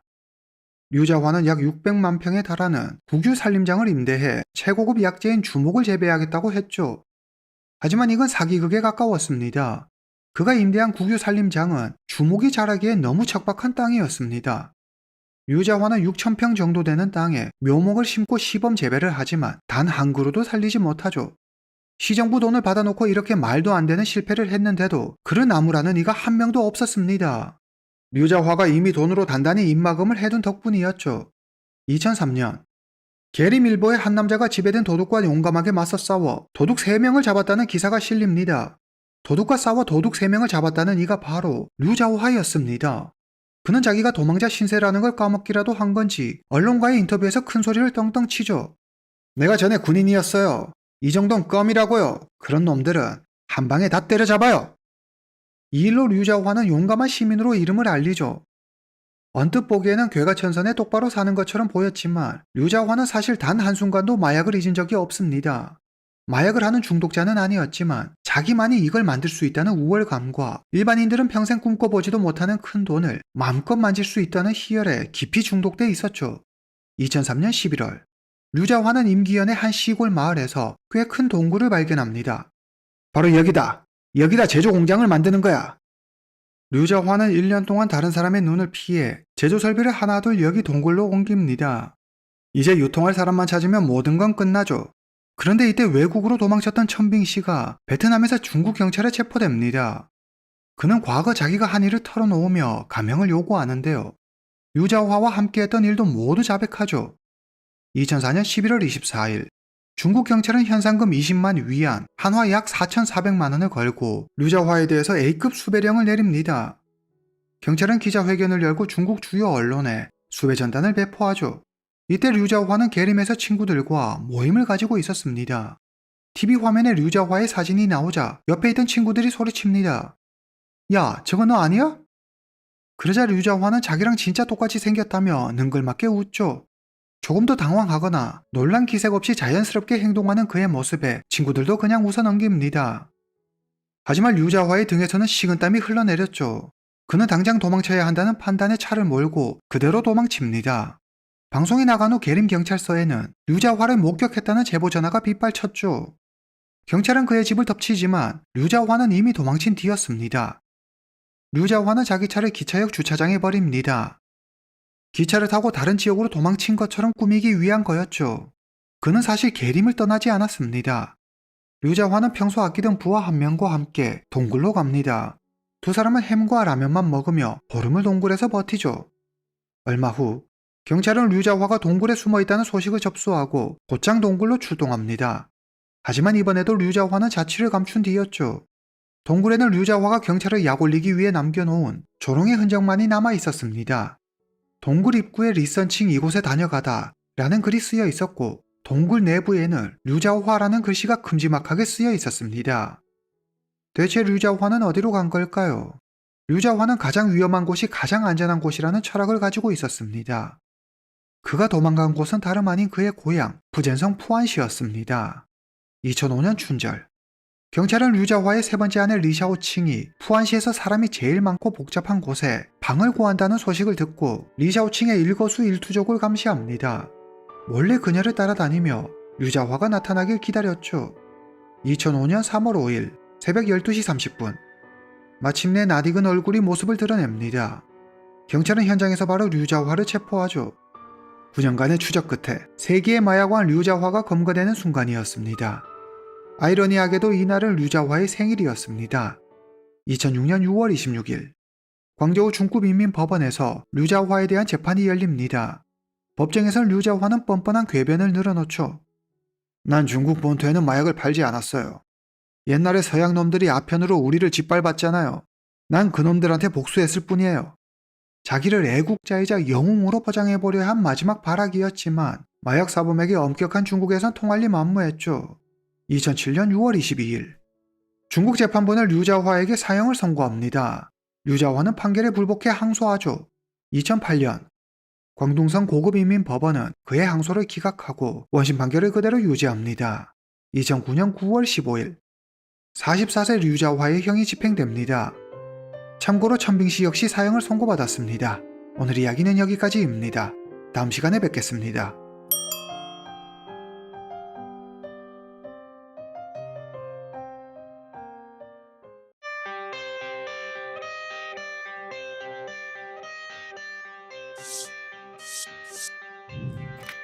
I got the cash in the bag.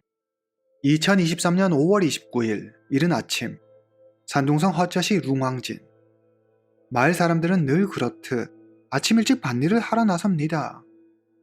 마을에서 농업용수로 쓰는 우물을 지나는데 한 주민이 평소와 다른 점을 발견하고 멈춰섭니다. 누군가 옮긴 듯 우물 뚜껑이 삐딱하게 놓여 있었고 뚜껑 가장자리에 흙이 묻어 있었죠. 뭔가 이상하다는 생각에 몇몇 마을 사람이 우물 뚜껑을 열어봅니다. 그런데 우와! 사람 머리로 보이는 검은 물체가 둥둥 떠 있는 게 아니겠습니까? 놀란 사람들은 바로 경찰에 신고합니다. 잠시 후 고요한 아침의 정적을 가르며 경찰 사이렌 소리가 온 마을에 울려 퍼집니다. 현장에 도착한 경찰은 우물 안에 젊은 남성이 빠져 있는 걸 발견하죠. 남성은 바로 이웃 마을에 사는 21살의 류셰였습니다. 아들의 사망 소식을 들은 류셰의 어머니는 충격에 그 자리에 주저앉고 말죠. 그녀의 말에 따르면 전날 밤 류셰는 갓 결혼한 아내와 함께 집에 와서 저녁을 먹었다고 합니다. 어떤 이상한 낌새도 없었다고 하죠. 그런데 전날 밤에만 해도 멀쩡했던 사람이 어쩌다 하룻밤 사이에 싸늘한 죽음이 돼 돌아온 걸까요? 류셰의 부모는 타살이 의심된다며 정식으로 수사를 요청합니다. 류셰. 이제 막 21살이 된 그는 집안의 외동아들로 태어났습니다. 그의 부모는 평생 땅만 일구며 살아온 농사꾼이죠. 류셰는 순박하고 무뚝뚝한 전형적인 시골 청년입니다. 그도 부모님을 따라 농사를 지었습니다. 류셰의 부모는 요즘 바람이 하나 생겼습니다. 하나밖에 없는 아들이 참한 여자를 만나 하루빨리 가정을 이뤘으면 했죠. 류셰 역시 부모님이 바라는 대로 착한 아내를 만나 아이 낳고 잘 사는 게 꿈이었습니다. 류셰의 부모는 외직 한번 하지 않고 악착같이 돈을 모았습니다. 류셰는 수확이 끝난 농한기에도 쉬지 않고 막노동을 해 돈을 벌었습니다. 그들이 이렇게 돈을 모으는 이유는 단 하나, 차일이를 마련하기 위해서였죠. 차일이란 중국에서 결혼할 때 남자가 여자 집에 주는 돈을 말합니다. 과거에는 귀한 딸을 시집 보내는 신부 부모에게 고마움을 표하고 결혼의 성의를 보이는 의미였으나 지금은 그 의미가 많이 퇴색돼 신부 몸값으로 치부되고 있습니다. 특히 시골에서는 남녀 성비 불균형이 심각해 차일이가 필수이며 그 금액 또한 상당하다고 하죠.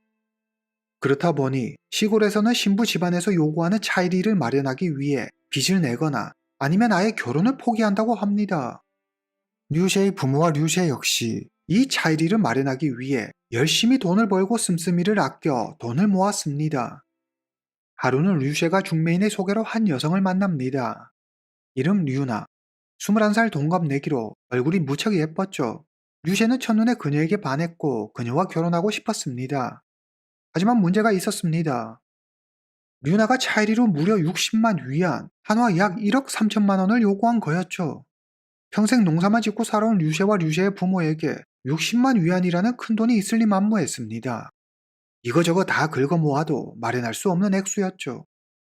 하지만 다 도시로 나가고 시골에 시집 오려는 여자가 귀한 상황에서 그래도 차일이를 주며 시집 오겠다고 하니 지금 아니면 아들을 장가 보내기 힘들지도 모른다는 생각에 류셰의 부모는 전 재산에 친척들한테까지 돈을 빌려 가까스로 60만 위안을 마련합니다.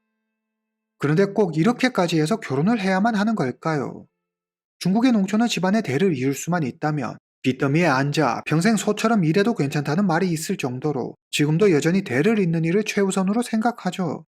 류셰와 류셰의 부모도 그렇게 생각했습니다. 류셰의 부모는 어렵게 모은 60만 위안을 류나의 집으로 보냅니다. 이들은 꿈에도 몰랐습니다. 평생 모은 돈을 다 쏟아부어 시킨 아들의 결혼이 곧 무덤이 될 거라는 사실을 말이죠. 얼마 후 류셰와 류나의 결혼식이 열립니다. 아름다운 신부를 맞이한 류셰는 너무 좋아 결혼식 내내 싱글벙글했습니다. 행복해하는 아들의 모습을 보니 류셰의 부모도 덩달아 신이 났죠. 류나, 류셰와 동갑으로 산둥성 허처시 룽왕진 출신입니다. 두 사람은 중매인을 통해 만난 지 얼마 되지 않아 바로 혼담이 오가죠. 어른들의 움직임과 달리 류나는 사실 류셰가 마음에 들지 않았습니다. 촌스럽고 바보 같아 보였죠. 외모가 너무 자기 스타일이 아니었습니다. 류나는 잘생기고 잘 노는 도시 남자, 소위 나쁜 남자 스타일을 좋아했습니다. 자기가 깡시골에서 농사를 지으며 살 거라고는 눈꽃만큼도 생각해 본 적 없었죠. 하지만 류나의 부모는 류셰의 성실함이 무척 마음에 들었습니다. 착실하게 자기 일 잘하고 딸을 많이 좋아해 누구보다 딸을 아껴줄 거라는 믿음이 있었죠. 역설적으로 류셰와 류나 두 사람이 결혼하게 된 결정적 이유는 류나가 던진 말도 안 되는 요구 때문이었습니다. 류나는 류셰에게 60만 위안이라는 어마어마한 고액의 차이리를 요구했습니다. 류셰 스스로 결혼을 포기하게 만들려는 속셈이었죠. 하지만 여자에 대해 아무것도 모르고 농촌에서 농사만 지으며 살 류셰는 류나의 속도 모르고 바로 부모님에게 가 류셰의 요구사항을 말하며 도와달라고 부탁하죠. 아들을 빨리 결혼시켜 대를 이어야 한다는 생각이 강했던 류셰의 부모는 어렵게 60만 위안을 마련해 류나의 집으로 보냅니다. 하지 말라고 그냥 막 던진 말이었는데 진짜 돈을 보내다니. 류나는 눈앞에 놓인 엄청난 돈 뭉치를 보니 마음이 혹했습니다. 그래, 일단 결혼부터 하고 보자. 금방 이혼하면 되지. 그녀는 류셰의 프로포즈를 받아들이고 결혼합니다. 류셰에게 마음이 조금도 없었던 류나는 왕처럼 군림하면서 무능하다며 매일 남편을 구박하고 손 하나 까딱하지 않고 온종일 전화기만 붙들고 살았죠. 그리고 시부모의 잔소리가 듣기 싫다며 시댁 근처에 가지도 않으려 했습니다. 류나가 어떤 행동을 하든 류셰는 진심으로 아내를 사랑했기 때문에 그녀에게 싫은 소리도 내색도 하지 않았습니다. 농사일이 끝나고 집에 오면 직접 밥을 차리고 밀린 청소와 빨래를 했죠. 류셰의 부모도 혹여 이러다 며느리가 친정으로 도망갈까봐 유나를 상점 모시듯 했습니다. 모두의 이러한 노력에도 유나의 마음을 돌리는데 실패하고 말죠. 결혼한 지 채 2달도 되지 않아 유나는 지루하고 따분한 농촌 생활을 더 이상 견딜 수 없었습니다. 갑갑해 죽을 것만 같았죠. 당장이라도 류셰와 이혼하고 여기를 벗어나고 싶었습니다. 하지만 결혼하고 얼마 지나지 않아 남자 쪽에 중대한 과실이 없음에도 여자가 먼저 이혼을 요구할 경우 법적으로 결혼 당시 받았던 차이리의 대부분을 남자에게 돌려줘야 합니다. 애당초 돌려줄 마음도 없었지만 차이리로 받은 돈 대부분을 이미 다 써버렸기 때문에 돌려줄 돈도 없었습니다. 게다가 이혼하면 돈 때문에 결혼했던 거 아니냐며 사람들한테 손가락질 받을 게 눈에 보여 머리가 지끈거렸죠. 며칠을 고민하던 류나는 한 가지 묘안을 떠올립니다. 맞아, 쟤만 죽으면 되는 거잖아. 남편이 죽을 경우엔 차이리를 돌려주지 않아도 되고 더 나아가 남편의 재산을 합법적으로 상속받을 수도 있었습니다. 만약 남편이 죽어주기만 한다면 돈과 자유, 거기에 덤으로 사람들의 동정심까지 얻을 수 있죠. 아무리 싫기로써니 인간이 어떻게 이렇게까지 생각할 수 있는 걸까요? 류나는 한번 마음 먹으면 끝까지 해야만 직성이 풀리는 걸로 어릴 때부터 유명했습니다.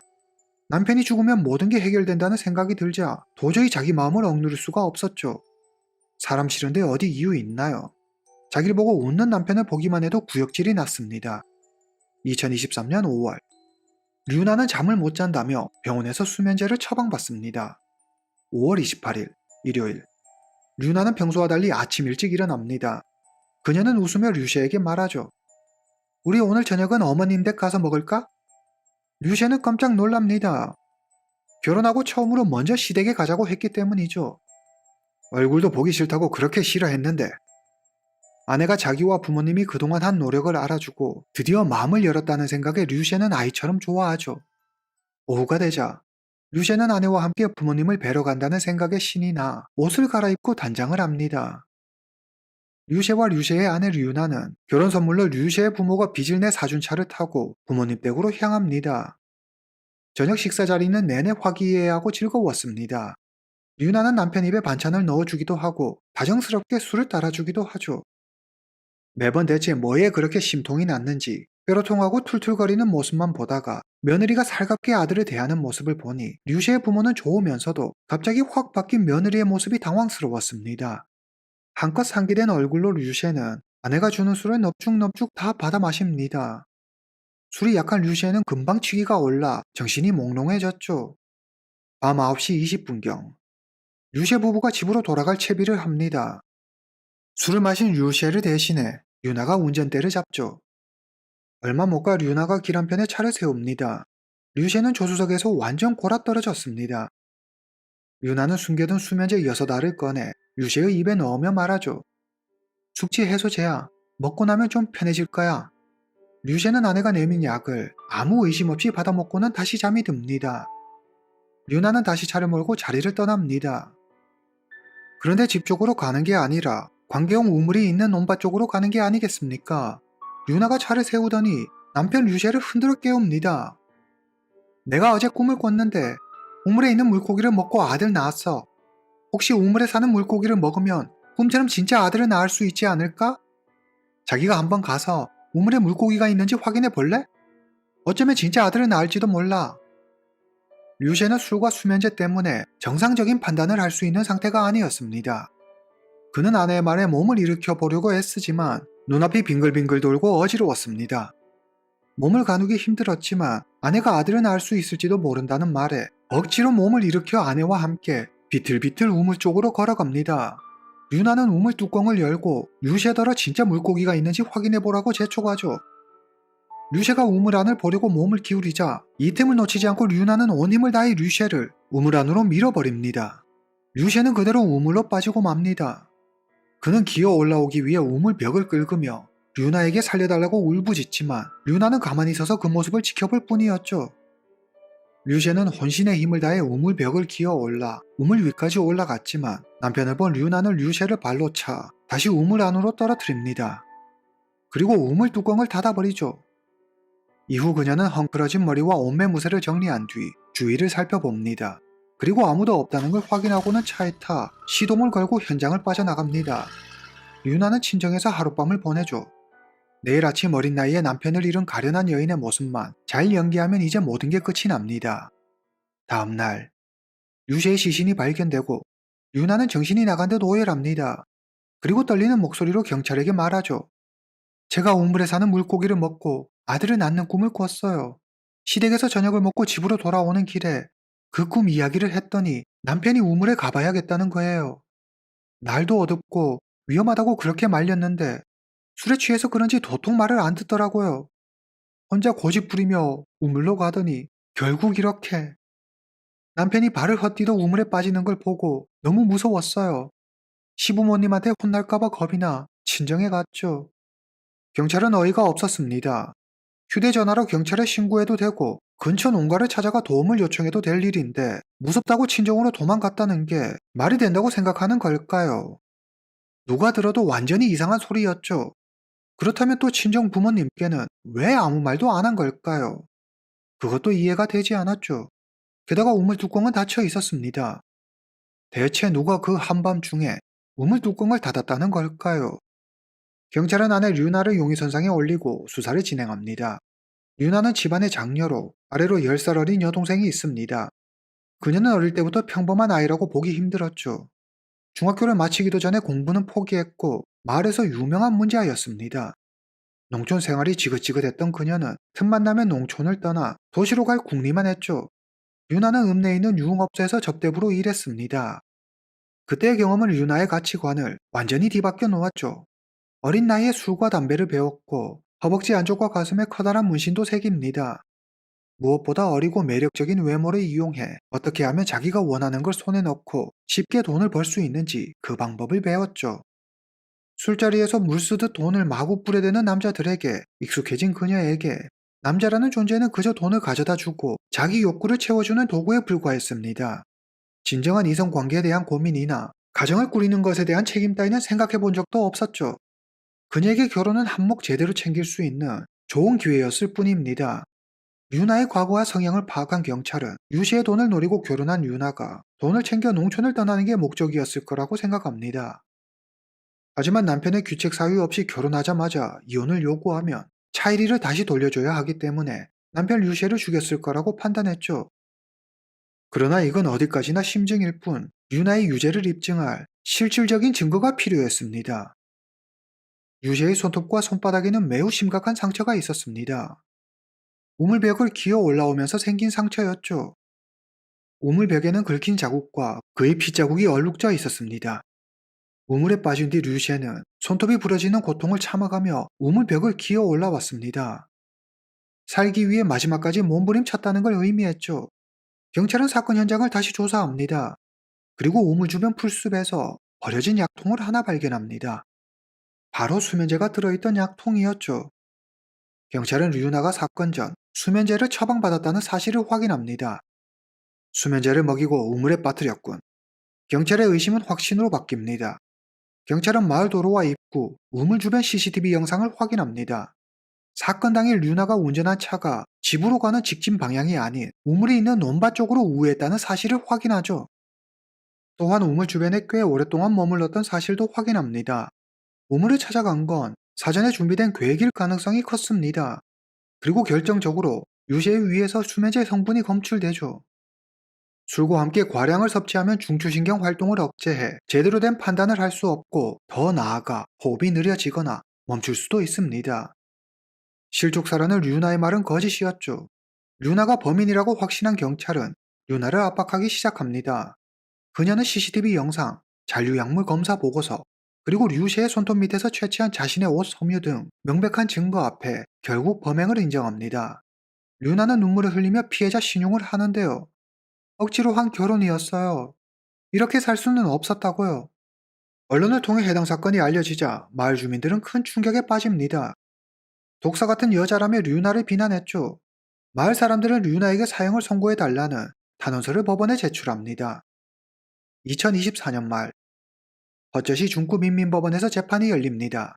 검사는 류셰가 살기 위해 우물바닥에서 얼마나 힘겹게 올라왔고 그런 그를 류나가 얼마나 잔인하게 밀어버렸는지 사건 당일 있었던 일에 대해 상세히 말하며 그녀에게 사형을 선고해달라고 재판부에 요청하죠. 검사의 이야기를 들은 류셰의 부모는 가슴을 치며 통곡합니다. 하나밖에 없는 아들을 잃은 류셰의 아버지는 50도 안 된 나이였지만 하룻밤새 머리가 하얗게 변해버립니다. 형이 선고되기 전 류나가 갑자기 무릎을 꿇고 류셰의 부모님께 사죄합니다. 사형만 면하게 도와주세요. 제가 나가면 아버님 어머님을 모시고 살게요. 제발 저 좀 살려주세요. 버젓이 중구민민법원을 류나에게 사형을 선고합니다. 류나는 바닥에 주저앉아 실성한 듯 비명을 지르죠. 판결에 불복해요. 항소할 거예요. 그러나 산둥성 고급인민법원은 항소를 기각하고 원심 판결을 그대로 유지합니다. 2025년 9월 26일 오늘은 류나의 생애 마지막 날입니다. 그녀는 피골이 상접할 정도로 말랐죠. 제대로 걷지도 못해 2명의 경찰이 부축해 그녀를 처형장까지 끌고 갑니다.